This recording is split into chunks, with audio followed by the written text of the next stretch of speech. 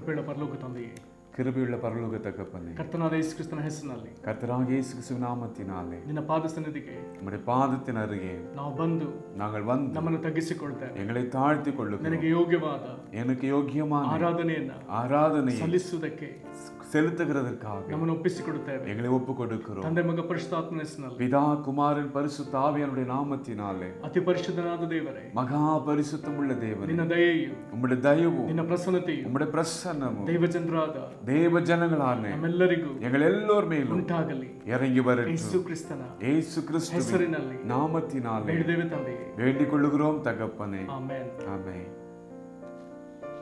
ನಾವು ಸ್ವಲ್ಪ ಹೊತ್ತು ಕರ್ತನನ್ನು ಸ್ತುತಿಸೋಣ. ನಮ್ಮನ್ನು ಸಮರ್ಪಣೆಯೊಂದಿಗೆ ರೋಮ 12ನೇ ಅಧ್ಯಾಯ ಮೊದಲೆರಡು ವಚನಗಳ ಪ್ರಕಾರ ನಮ್ಮ ಆತ್ಮಪ್ರಾಣ ಶರೀರಗಳನ್ನ ಕರ್ತನಿಗೆ ನಾವು ಒಪ್ಪಿಸಿಕೊಟ್ಟವರಾಗಿ ಕರ್ತನನ್ನು ಆರಾಧಿಸೋಣ. ಜಪತೋಟ ಜಯಗೀತೆ ಜಪತೋಟ ಜಯಗೀತೆ ಪುಸ್ತಕದಲ್ಲಿ 87ನೇ ಹಾಡು, ಉಮಕ್ಕಾಗುತ್ತಾನೆ ಅಯ್ಯ. ಇದನ್ನು ನಾವೆಲ್ಲರೂ ಒಟ್ಟಾಗಿ ಆಡೋಣ.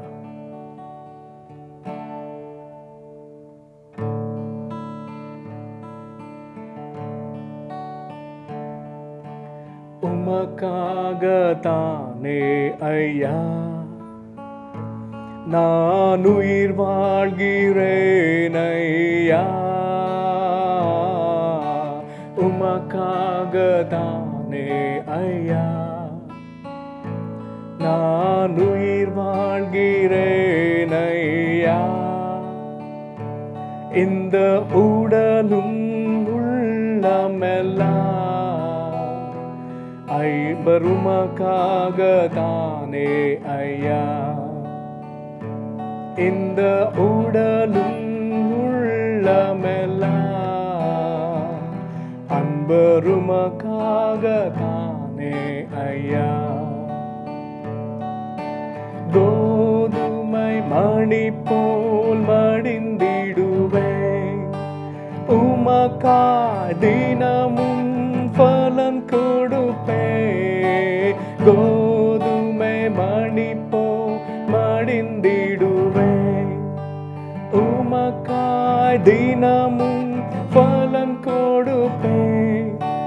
அவமானம் நின்றே சிலுவதனே அனுதினம் உமக்காய் சுமக்கின்றேன்.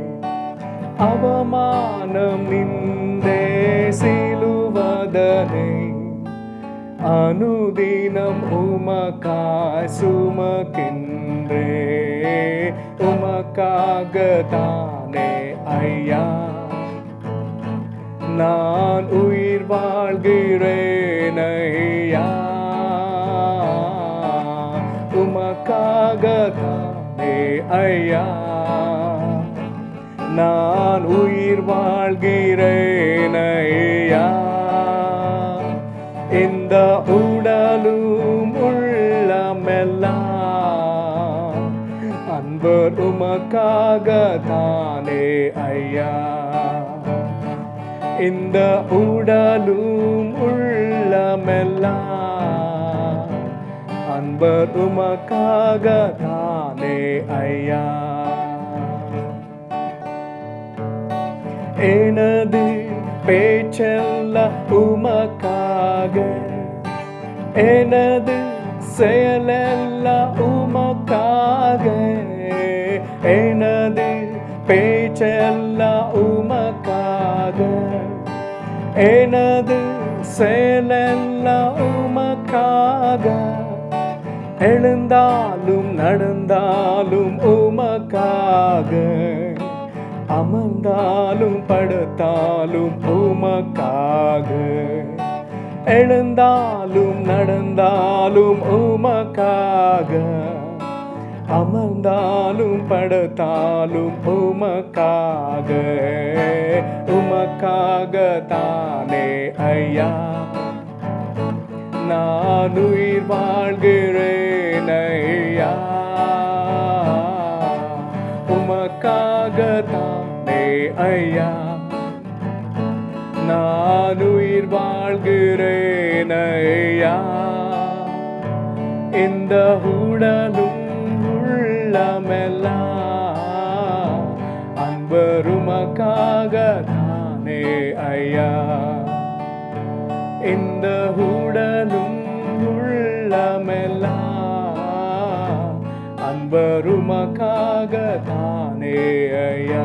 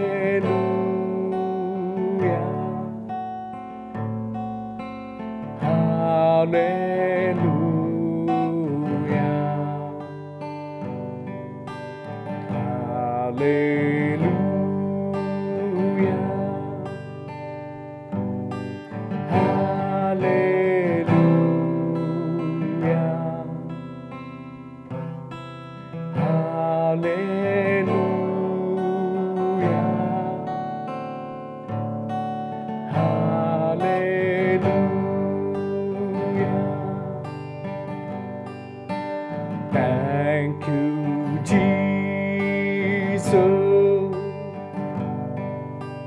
Thank you, Jesus. Thank you, Jesus. Thank you, Jesus. Thank you, Jesus. Thank you, Jesus. Thank you, Jesus. Thank you, Jesus.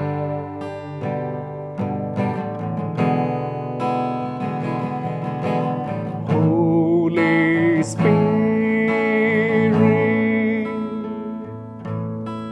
thou art welcome.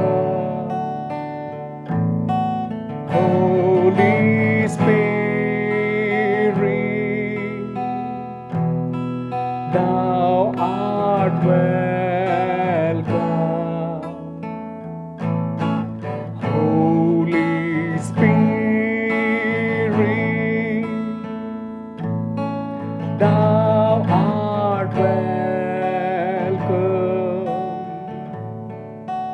Holy Spirit, thou art welcome.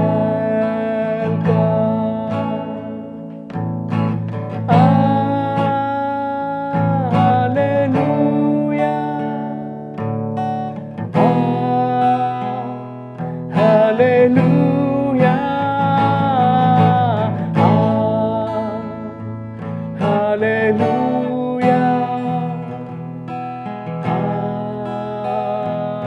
Hallelujah. Oh, hallelujah. Hallelujah. Hallelujah. Hallelujah.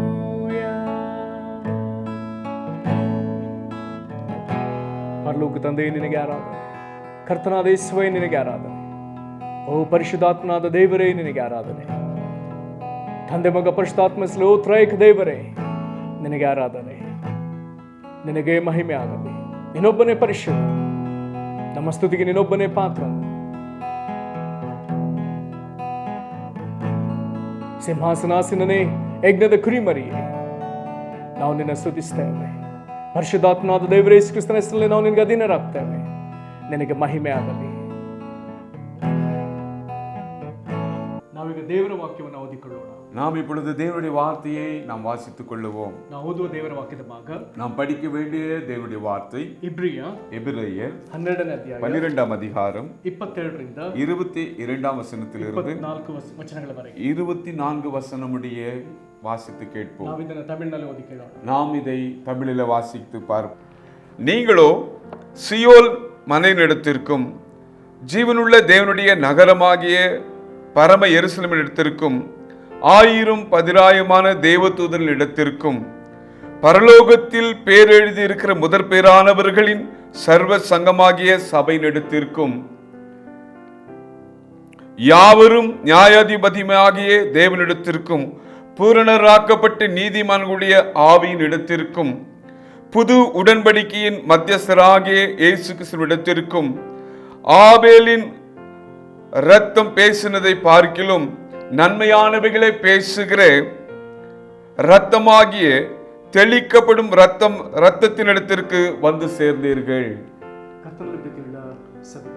கிறிஸ்துவுக்குள் பிரியமான தேவனுடைய பிள்ளைகளே, தம்மெல்லರಿಗೂ உங்கள் எல்லாருக்கும் ಭಾನುವಾರದ இந்த ஞாயிறு ஆராதனையில் ಈ ಪರಿಶುದ್ಧ ಆರಾಧನೆಗೆ இந்த பரிசுத்தமான ஆராதனையில் ಕರ್ತನಾದ கர்த்தருக்குள் ಯೇಸು ಕ್ರಿಸ್ತನ ಹೆಸರಿನಲ್ಲಿ இயேசு கிறிஸ்துவின் நாமத்தினாலே ವಂದನೆಗಳು. உங்கள் எல்லாருக்கும் என்னுடைய வாழ்த்துக்கள்.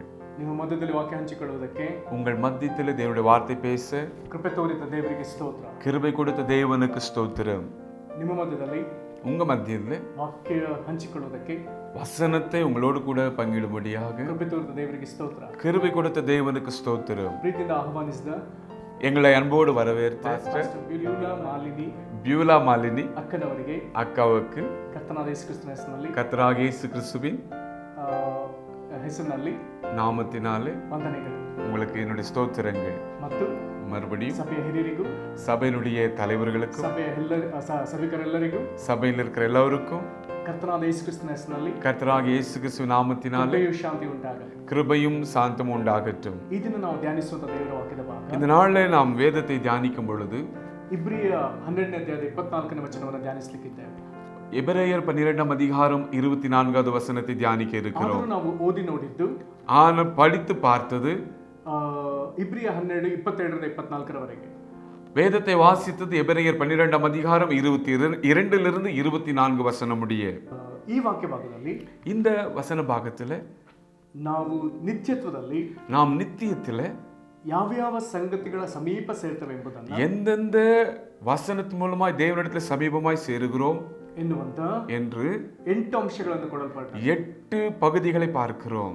ಅವುಗಳಲ್ಲಿ அந்த விஷயங்களிலே ನಾವು ಕೊನೆಯದಾಗಿ ಓದಿದ್ದು, நாம் கடைசியாய் படித்தது 8ನೇ ಅಂಶ, 8வது அம்சம் ಹೇಬೆಲನ ರಕ್ತಕ್ಕಿಂತ ஆபேலின் ரத்தத்தை பார்க்கிலும் ಹಿತಕರವಾಗಿ ಮಾತಾಡುವ ಪ್ರೋಕ್ಷಣ ರಕ್ತದ ಬಳಿಗೂ ಬಂದಿದ್ದೀರಿ ಎಂಬುದಾಗಿ ಹೇಳ್ತಾರೆ. பரிந்து பேசுகிற ரத்தத்தினிடத்துல வந்திருக்கிறோம் என்று சொல்லி பார்க்கிறோம்.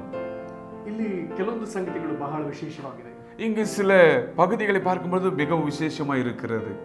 ಇದರಲ್ಲಿ ಗಮನ ಸೆಳೆಯುವ ಅಂಶ, இதிலே நாம் உற்று பார்ப்போமானால் 2 ವಿಧದ ರಕ್ತಗಳ ಬಗ್ಗೆ ಈ ವಾಕ್ಯ ಮಾತನಾಡುತ್ತದೆ. 2 ரத்தத்தை குறித்து பேசப்படுகிறது.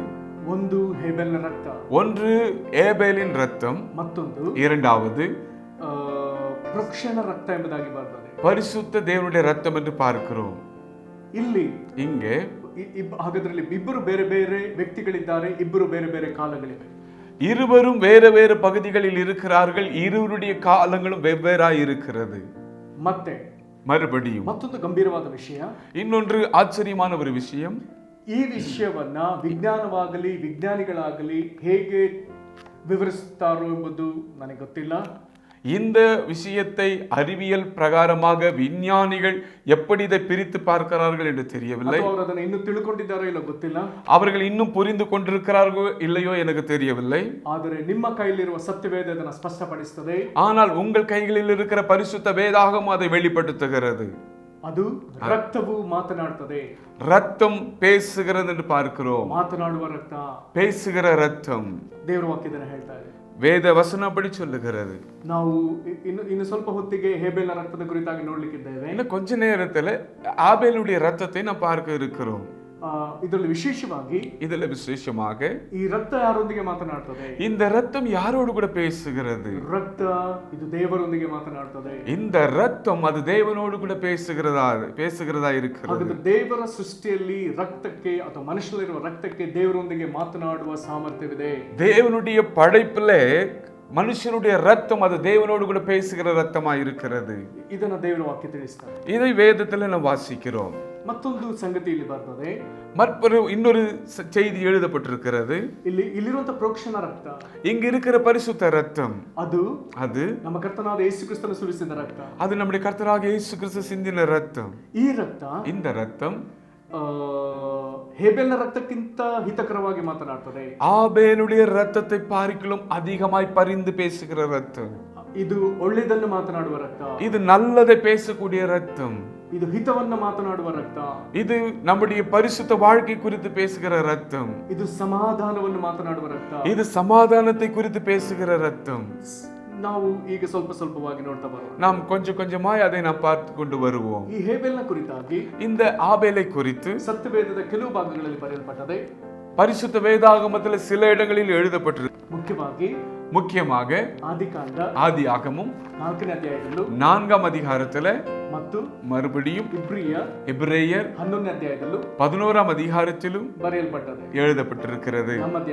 நம்முடைய தியானம் ஆதியாகமம் 4ನೇ ಅಧ್ಯಾಯದಲ್ಲಿ 4ஆம் அதிகாரத்திலே. ಈ ಹೇಬೆಲ್ ಆಯ್ತನು ಆದಮ ಅವರ ಮಗ. இந்த ஏபேல் ஆதாம் ஏவாளுடைய மகன். முதலாவது தம்பதிகள் ದೇವರಿಗೆ ಅವಿಧೇಯರಾಗಿದ್ದಾರೆ, தேவனுக்கு கீழ்ப்படியாமல் இருக்கிறார்கள்.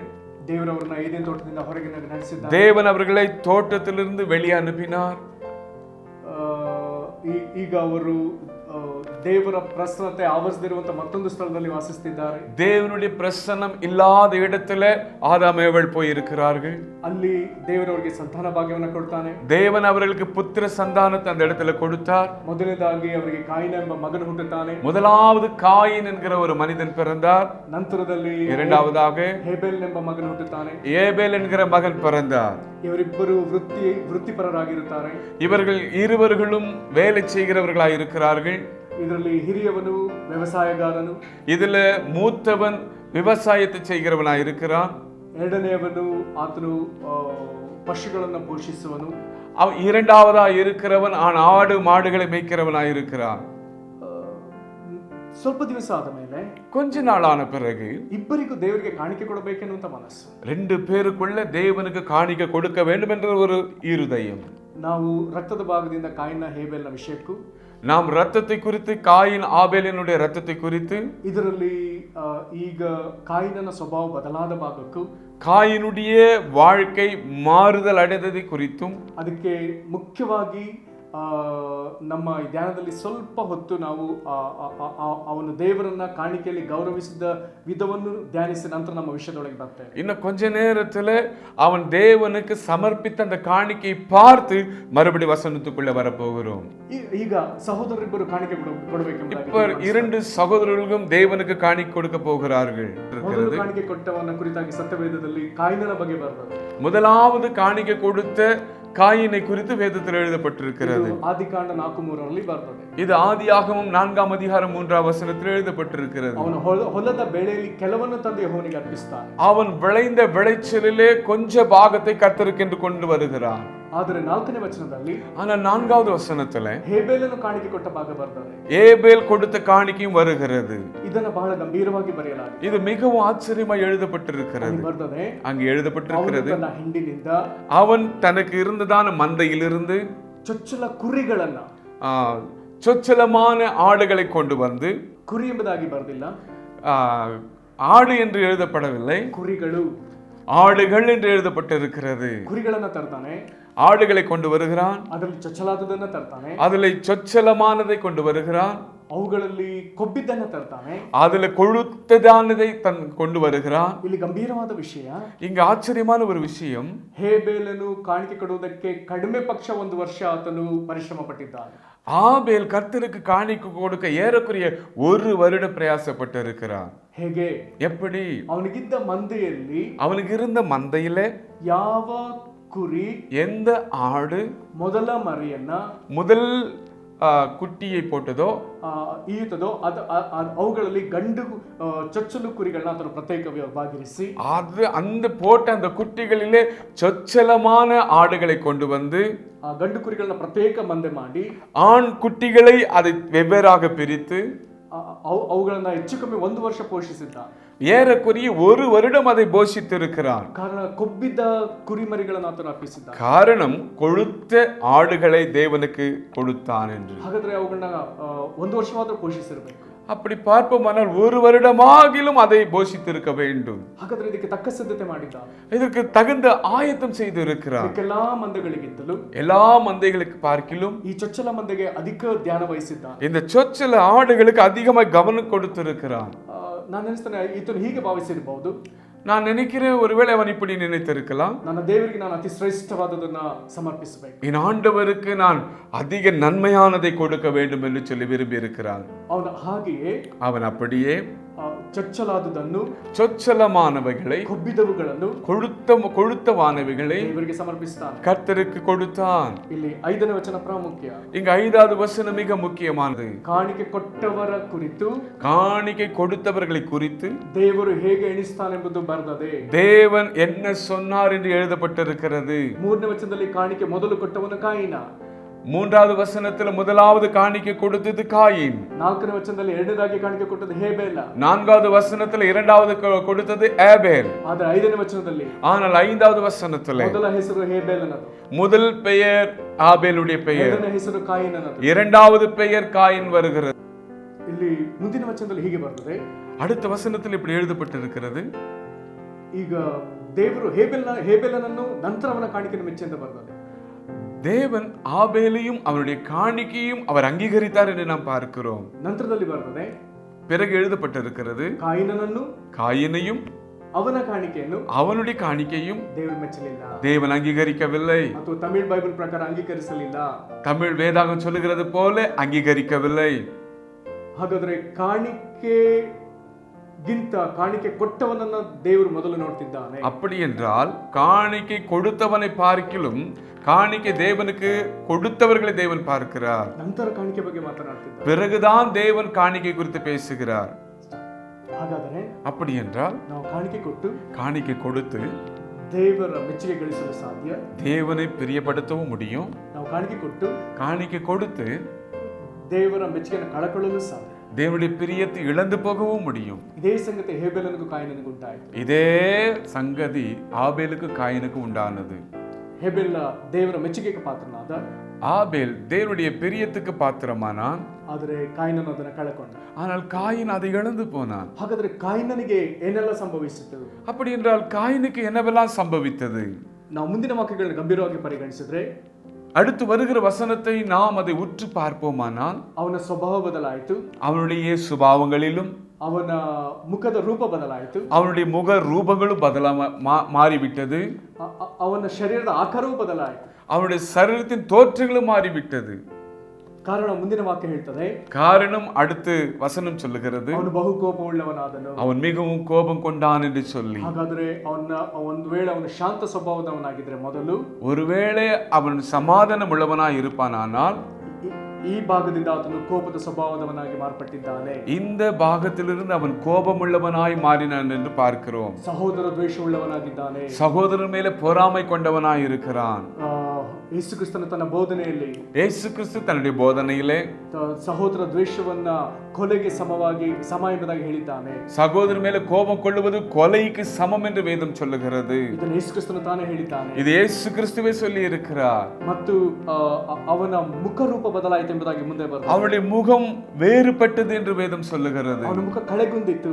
அவனுடைய முகம் அழகு இழந்து போனான் என்று பார்க்கிறோம். ಮತ್ತು ಮುಂದಿನ ಭಾಗದಲ್ಲಿ ದೇವರು ಪ್ರಶ್ನಿಸ್ತಾನೆ. அடுத்த பாகத்தில் தேவன் கேள்வி கேட்கிறார், ನಿನ್ನ ತಲೆ ಯಾಕೆ ಬೊಗ್ಗಿತ್ತು? உன்னுடைய முகம் ஏன் வேறுபட்டது என்று சொல்லி. ನಿನ್ನ ತಲೆ ಬೊಗ್ಗಿತ್ತು. உன்னுடைய தலை ஏன் கவிழ்ந்தது? ದೇವರು ಹೇಳ್ತಾನೆ, ನೀನು ಒಳ್ಳೆಯದನ್ನು ಮಾಡಿದ್ರೆ ತಲೆ ಎತ್ತಲ್ಪಡುತ್ತಿತ್ತಲ್ಲವೇ? நீ நன்மை செய்திருந்தால் உன் தலை மேன்மையாயிருந்திருக்குமே. ಹಾಗಾದ್ರೆ ನಾನು ನಂಬ್ತೇನೆ, ಕಾಯಿನ ಈ ಸಂದರ್ಭದಿಂದ ಆತನು ತಲೆ ಬೊಗ್ಗಿ ನಡೆದ ಮನುಷ್ಯನಾಗಿದ್ದಾನೆ. நான் நம்புகிறேன், இந்த சங்கதிக்கு பிறகு அவன் தலை குனிந்து நடந்தான் என்று பார்க்கிறோம். ಹಾಗಾದ್ರೆ ದೇವರಿಗೆ ಇಷ್ಟವಿಲ್ಲದ ಕಾರ್ಯಗಳನ್ನ ಮಾಡುವುದು ಎಷ್ಟು ಅಘಾತಕಾರಿ. அப்படி என்றால் தேவனுக்கு பிரியமில்லாத ஒரு காரியத்தை நாம் செய்வோமானால் அது எத்தனை ஆபத்து நிறைந்தது. ಇಲ್ಲಿ ದೇವರು ಇನ್ನೊಂದು ಗಂಭೀರವಾದ ಮಾತನ್ನು ಹೇಳ್ತಾನೆ. தேவன் இங்கு இன்னொரு ஆச்சரியமான ஒரு வார்த்தை சொல்லுகிறார். ಪಾಪವು ನಿನ್ನನ್ನು ಹಿಡಿಯುವುದಕ್ಕೆ ಬಾಗಿಲಲ್ಲಿ ನಿಂತದೆ. பாவம் உன்னை தொடுகிறதற்கு வாசல் படியில் நின்றிருக்கிறது என்று சொல்லி. ಇದರ ಅರ್ಥ, இதனுடைய அர்த்தம், ಸೈತಾನು ನಿನ್ನನ್ನು ವಶ ಮಾಡಿಕೊಳ್ಳುವುದಕ್ಕೆ ಬಾಗಿಲಲ್ಲಿ ನಿಂತಿದ್ದಾನೆ. பிசாசு உன்னை பிடிக்கும்படியாய் வாசலில் நின்று கொண்டிருக்கிறான் என்று சொல்லி பார்க்கிறோம். ದೇವರ ಮೇಲೆ ಗೌರವ ಕಡಿಮೆ ಆಗುವಾಗ, தேவன் மேலே உனக்கு மதிப்பு குறையும் பொழுது, ದೇವರಿಗೆ ಕೊಡತಕ್ಕ ಪ್ರೀತಿ ಗೌರವ ಆರಾಧನೆ ನಿನ್ನಲ್ಲಿ ಕಡಿಮೆ ಆಗುವಾಗ, தேவனுடைய ஆராதனை ஜப வாழ்க்கை குறையும் பொழுது, ಅಂತವರನ್ನ ಸೆರೆ ಹಿಡಿಯುವುದಕ್ಕೆ ಸೈತಾನನು ಕಾಯುತ್ತಿದ್ದಾನೆ ಎನ್ನುವಂತ ವಿಚಾರ ಇಲ್ಲಿ ಅರ್ಥವಾಗ್ತದೆ. பிசாசு அவர்களை பிடித்துக் கொள்ளுகிறான் என்று சொல்லி வேதத்தில் தெளிவாக எழுதப்பட்டிருக்கிறது. ಅಂತವರನ್ನ ದೇವರು ತನ್ನ ಕೃಪೆಯಿಂದ ಕಾಯುತ್ತಿದ್ದಾನೆ. அப்படிப்பட்டவர்களை தேவன் தன்னுடைய கிருபையினாலே காத்து கொண்டிருக்கிறார். ನಿನ್ನ ಜೀವಿತದಲ್ಲಿ ದೇವರ ಮೇಲಿನ ಗೌರವ ಕಡಿಮೆ ಆಗ್ತಿದೆಯೋ? உன்னுடைய வாழ்க்கையிலே தேவன் மேல் இருக்கிற அன்பு குறைந்து கொண்டிருக்கிறதோ? ಪ್ರಾರ್ಥನೆಯಲ್ಲಿ ಬೇಸರವಾಗ್ತಿದೆಯೋ? ஜபத்தில் சோர்ந்து போய் கொண்டிருக்கிறாயோ? ದೇವರ ಮೇಲೆ ನಿನಗಿದ್ದ ಮೊದಲ ಪ್ರೀತಿಯನ್ನು ಬಿಟ್ಟಿದ್ದೀಯೋ? தேவனின் மேலே நீ வைத்திருந்த அந்த முதல் அன்பு இப்பொழுது குறைந்து கொண்டிருக்கிறதோ? ಬೇಗ ಎಚ್ಚರಿಕೆ ತಗೋ, ಬೇಗ ಎಚ್ಚರ ವಹಿಸು. சீக்கிரமாய் நீ எச்சரிக்கப்பட வேண்டும். ಬೇಗ ನೀನು ಎಚ್ಚರವಾಗು. சீக்கிரமாய் நீ எச்சரிக்கப்பட வேண்டும்.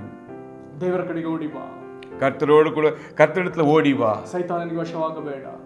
பிசாசுக்கு நீ அடிமையாகாதே. ಸೈತಾನನಿಗೆ ವಶನಾದ ಕಾಯಿನನ್ನು ಮುಂದೆ ಮಾಡಿದ್ದೇನೆ. காயின் பிசாசுக்கு அடிமையாகும் பொழுது நடந்தது என்ன? ಆತನು ಒಂದು ದಿವಸ ತನ್ನ ತಮ್ಮನನ್ನ ಅಡವಿಗೆ ಕರೆಯುತ್ತಾನೆ. ஒரு நாள் தன்னுடைய சகோதரனை அவன் வனாந்திரத்துக்கு அழைக்கிறான். ಅಣ್ಣನೊಂದಿಗೆ ತಮ್ಮನು ಹೋಗೇ ಬಿಟ್ಟ. அண்ணனோடு கூட தன்னுடைய சகோதரன் போய்விட்டான். ಆದರೆ ಅವರ ಏಕಾಂತದಲ್ಲಿ, அவர்கள் தனிமையா இருக்கும் பொழுது, ಕಾಯಿನನು ತಮ್ಮನ ಮೇಲೆ ಬಿದ್ದು ಆತನನ್ನ ಕೊಲೆ ಮಾಡುತ್ತಾನೆ. காயின் தன் சகோதரன் மேலே ஆபேல் மேலே விழுந்து அவனை கொலை செய்கிறான். ಕೊಲೆ ಮಾಡಿ ಕಾಯಿನ ಹಿಂದಿರುಗಿದ. கொலை செய்து காயின் திரும்பி வருகிறான். ಆಗ ಕಾಯಿನನಿಗೆ ದೇವರ ಸ್ವರ ಉಂಟಾಗ್ತದೆ. அப்பொழுது காயினுக்கு தேவனுடைய சத்தம் உண்டாகிறது. ಆತನು ಕೇಳಿದ ಸ್ವರ ಹೀಗಿದೆ. அவன் கேட்ட சத்தம் இப்படியா இருக்கிறது. 9ನೇ ವಚನ ಹೇಳ್ತದೆ. 9வது வசனம் இப்படி சொல்லுகிறது. ನಿನ್ನ ತಮ್ಮನಾದ ಹೇಬೇಲನು ಎಲ್ಲಿ? உன் சகோதரனாகிய ஆபேல் எங்கே? ಸತ್ಯವೇದದಲ್ಲಿ ದೇವರು ಅನೇಕ ಪ್ರಶ್ನೆಗಳೊಂದಿಗೆ ನಮ್ಮೊಂದಿಗೆ ಮಾತನಾಡಿದ್ದಾನೆ. சத்தியவேதத்துல தேவன் அநேக கேள்வியோடு கூட நம்மோடு கூட பேசுகிறார். ಇಲ್ಲಿ ಕಾಯಿನನಿಗೆ ದೇವರ ಪ್ರಶ್ನೆ. இங்கு காயினுக்கு ஆண்டவருடைய ஒரு கேள்வி. ನಿನ್ನ ತಮ್ಮನಾದ ಹೇಬೇಲನು ಎಲ್ಲಿ? உன் சகோதரனாದ ஆபேல் எங்கே? ಸ್ವಭಾವ ಮಾರ್ಪಟ್ಟ ಕಾಯಿನನ ಉತ್ತರವೆಲ್ಲವೂ ಬಹಳ ಘೋರವಾಗಿದೆ. சுபாவங்கள் மாறுபட்ட பிறகு அவனுடைய பதில்கள் எல்லாம் வித்தியாசமா இருக்கிறது. ಆತನು ದೇವರಿಗೆ ನೇರವಾಗಿ ಸುಳ್ಳು ಹೇಳ್ತಿದ್ದಾನೆ. அவன் தேவனோடு கூட டைரக்டா பொய் சொல்லுகிறான். ಆತನು ಹೇಳುವಂತ ಮೊದಲ ಉತ್ತರ ನಾನು ಅರಿಯೆ. அவன் சொல்லுகிற முதல் பதில் எனக்கு தெரியாது, ಸುಳ್ಳು, பொய். ನಂತರದ ಉತ್ತರ, அதுக்கு அடுத்த ஒரு பதில், ನನ್ನ ಸಹೋದರನನ್ನು ಕಾಯುವವನು ನಾನು, என் சகோதரனுக்கு நான் காவலாளியோ. ದೇವರಿಗೆ ಎದುರುತ್ತರ, தேவனுக்கு எதிர் பேச்சு பேசுகிறான். ಆಗ ದೇವರು ಗಂಭೀರವಾಗಿ ಮಾತನಾಡ್ತಾನೆ. தேவன் மறுபடியும் தன்னுடைய வைராகியத்தோடு பேசுகிறார். 10ನೇ ವಚನ, 10வது வசனம், ಮತ್ತೊಂದು ಪ್ರಶ್ನೆ, இன்னொரு கேள்வி, ನೀನು ಏನು ಮಾಡಿದಿ? நீ என்ன செய்தாய்? ನಿನ್ನ ತಮ್ಮನ ರಕ್ತವು, உன் சகோதரனுடைய ரத்தம் ಭೂಮಿಯ ಕಡೆಯಿಂದ, பூமியில் இருந்து ನನ್ನನ್ನು ಕೂಗುತ್ತದೆ, என்னை கூப்பிடுகிறது. ಕೇಳು, கேளு. ಕಾಯಿನನು ರಕ್ತ ಸುರಿಸಿದ ಮೇಲೆ, காயினுடைய ரத்தம் சுரித்தன பிறகு, ಹೇಬೇಲನ ರಕ್ತ, ஏபேலின் ரத்தம், ತಮ್ಮನ ರಕ್ತ, தம்பியுடைய ரத்தம், ಪ್ರಪಂಚದ ಮೊಟ್ಟ ಮೊದಲನೇ ಕೊಲೆಯಲ್ಲಿ ಸುರಿಸಲ್ಪಟ್ಟ ರಕ್ತ, உலகத்துல முதல் முறையாக சிந்தப்பட்ட ரத்தம், ಕೊಲೆಯಲ್ಲಿ ಚೆಲ್ಲಿದ ರಕ್ತ, கொலையினால் சிந்தப்பட்ட ரத்தம், ಆ ರಕ್ತ ನೇರವಾಗಿ ಪರಲೋಕದ ಬಾಗಿಲನ್ನು ತಟ್ಟುತ್ತದೆ. அந்த ரத்தம் நேராக பரலோக வாசலை தட்டுகிறது. ಆ ರಕ್ತ ನೇರವಾಗಿ ಪರಲೋಕದ ದೇವರನ್ನ ಕೂಗಿ ಮಾತನಾಡ್ತದೆ. அந்த ரத்தம் நேராக பரலோகத்துக்கிற தேவனை நோக்கி கூப்பிடுகிறது. ಕಾಯಿನನು ಈ ಸಂಗತಿಯನ್ನು ಮುಚ್ಚಿಟ್ಟರು. காயின் இந்த சங்கதியை மறைத்து வைத்தாலும் ಹೇಬೇಲನ ರಕ್ತ ಅದು ಮೌನವಾಗಿಲ್ಲ. ஏபேலினுடைய ரத்தம் மௌனமாய் இருக்கவில்லை. ಭೂಮಿ ಮೇಲೆ ಸುರಿಸಲ್ಪಟ್ಟ ರಕ್ತ ಪರಲೋಕದ ದೇವರನ್ನ ಕೂಗ್ತಾ ಇದೆ. பூமியின் மேல ஊற்றப்பட்ட ரத்தம் பரலோகத்துக்கிற தேவனை நோக்கி கூப்பிடுகிறது. ವಾಕ್ಯ ಹೇಳ್ತಾ ಇದೆ, அடுத்த வசனம் சொல்லுகிறது, ಕೇಳು, ಕೇಳು. ಹಾಗಾದ್ರೆ ದೇವರು ಕೇಳಿದ ಈ ಸ್ವರವನ್ನ ದೇವರು ಕೊಲೆಗಾರನ ಕಿವಿಗೂ ಬೀಳುವಂತೆ ಮಾಡಿದ್ದಾನೆ. தேவன் கேட்ட இந்த சத்தம் கொலை செய்தவனுடைய செவிகளில் போய் விழுகிறது. ದೇವರು ಅದನ್ನು ಕೇಳು ಎಂಬುದಾಗಿ ಹೇಳ್ತಿದ್ದಾರೆ. தேவன் அதை கேளு என்று சொல்லுகிறார். ಹೀಗಾಗಿ ಕಾಯಿನನ ಮೇಲೆ ಈಗ ಶಾಪವನ್ನು ದೇವರು ಬಿಡುಗಡೆ ಮಾಡ್ತಾನೆ. இப்பொழுது தேவன் காயின் மேலே சாபத்தை வெளிப்படுத்துகிறார். ಕಾಯಿನನು ಯಾವ ಭೂಮಿಯ ಮೇಲೆ ರಕ್ತ ಸುರಿಸಿದ ಆ ಭೂಮಿಗೆ ದೇವರ ಶಾಪವನ್ನು ನುಡಿತಿದ್ದಾನೆ. காயின் எந்த நிலத்திலே ரத்தத்தை சிந்தினானோ அந்த நிலத்துக்கு தேவன் சாபத்தை கொடுக்கிறார். ಯಾವ ಕೊಲೆಗಾರನು ಆಶೀರ್ವಾದ ಹೊಂದಲು ಸಾಧ್ಯವಿಲ್ಲ. எந்த கொலைகாரனும் ஆசீர்வாதத்தை பெற்றுக்கொள்ள முடியாது. ಕೊಲೆ ನಡೆದ ಭೂಮಿ ಆಶೀರ್ವಾದ ಹೊಂದಲು ಸಾಧ್ಯವಿಲ್ಲ. கொலை நடந்த பூமி ஆசீர்வதிக்கப்பட முடியாது. ಮಾನವ ಚರಿತ್ರೆಯಲ್ಲಿ ಇಲ್ಲಿಯವರೆಗೂ ಜನங்களுடைய வாழ்க்கையில் இதுவரைக்கும் ಚರಿತ್ರೆಯಲ್ಲಿ சரித்திரத்திலே இதுவரைக்கும் ಕೋಟಿಗಟ್ಟಲೆ ಜನರು ಕೊಲ್ಲಲ್ಪಟ್ಟಿದ್ದಾರೆ. கோடிக்கணக்கான ஜனங்கள் கொல்லப்பட்டிருக்கிறார்கள். கொலைகளினாலே, யுத்தத்தினாலே, தலைமுறைகளிலே, ದ್ವೇಷಗಳಲ್ಲಿ, சண்டைகளிலே ಜನರು ಕೊಲ್ಲಲ್ಪಟ್ಟಿದ್ದಾರೆ. ಅನೇಕ ಜನಗಳು ಕೊಲ್ಲப்பட்டிருக்கிறார்கள். ಹೆಚ್ಚು ಕಡಿಮೆ ಎಲ್ಲಾ ದೇಶಗಳಲ್ಲಿ ಕೊಲೆಗಳಾಗಿವೆ. ஏறக்குறைய எல்லா தேசங்களிலும் கொலை செய்திருக்கிறார்கள். ರಕ್ತವು ಚೆಲ್ಲಲ್ಪಟ್ಟದೆ, ரத்தம் சிந்தப்பட்டிருக்கிறது. ಕೊಂದವರ ಮೇಲೆ ಶಾಪ, கொலை செய்தவர்கள் மேலே சாபம், ಆ ಭೂಮಿಯ ಮೇಲೆ ಶಾಪ, அந்த பூமி மேலே சாபம். ಇದರಿಂದ ಭೂಮಿ ತನ್ನ ಫಲವತ್ತತೆಯನ್ನು ಕಳಕೊಳ್ಳುತ್ತಾ ಇದೆ. இதனால பூமி தன்னுடைய பலனை இழந்து போனது. ದೇವರ ಕೋಪ, தேவனுடைய கோபம். ಶಾಪ ಎನ್ನುವಂತದ್ದು ದೇವರ ಕೋಪ.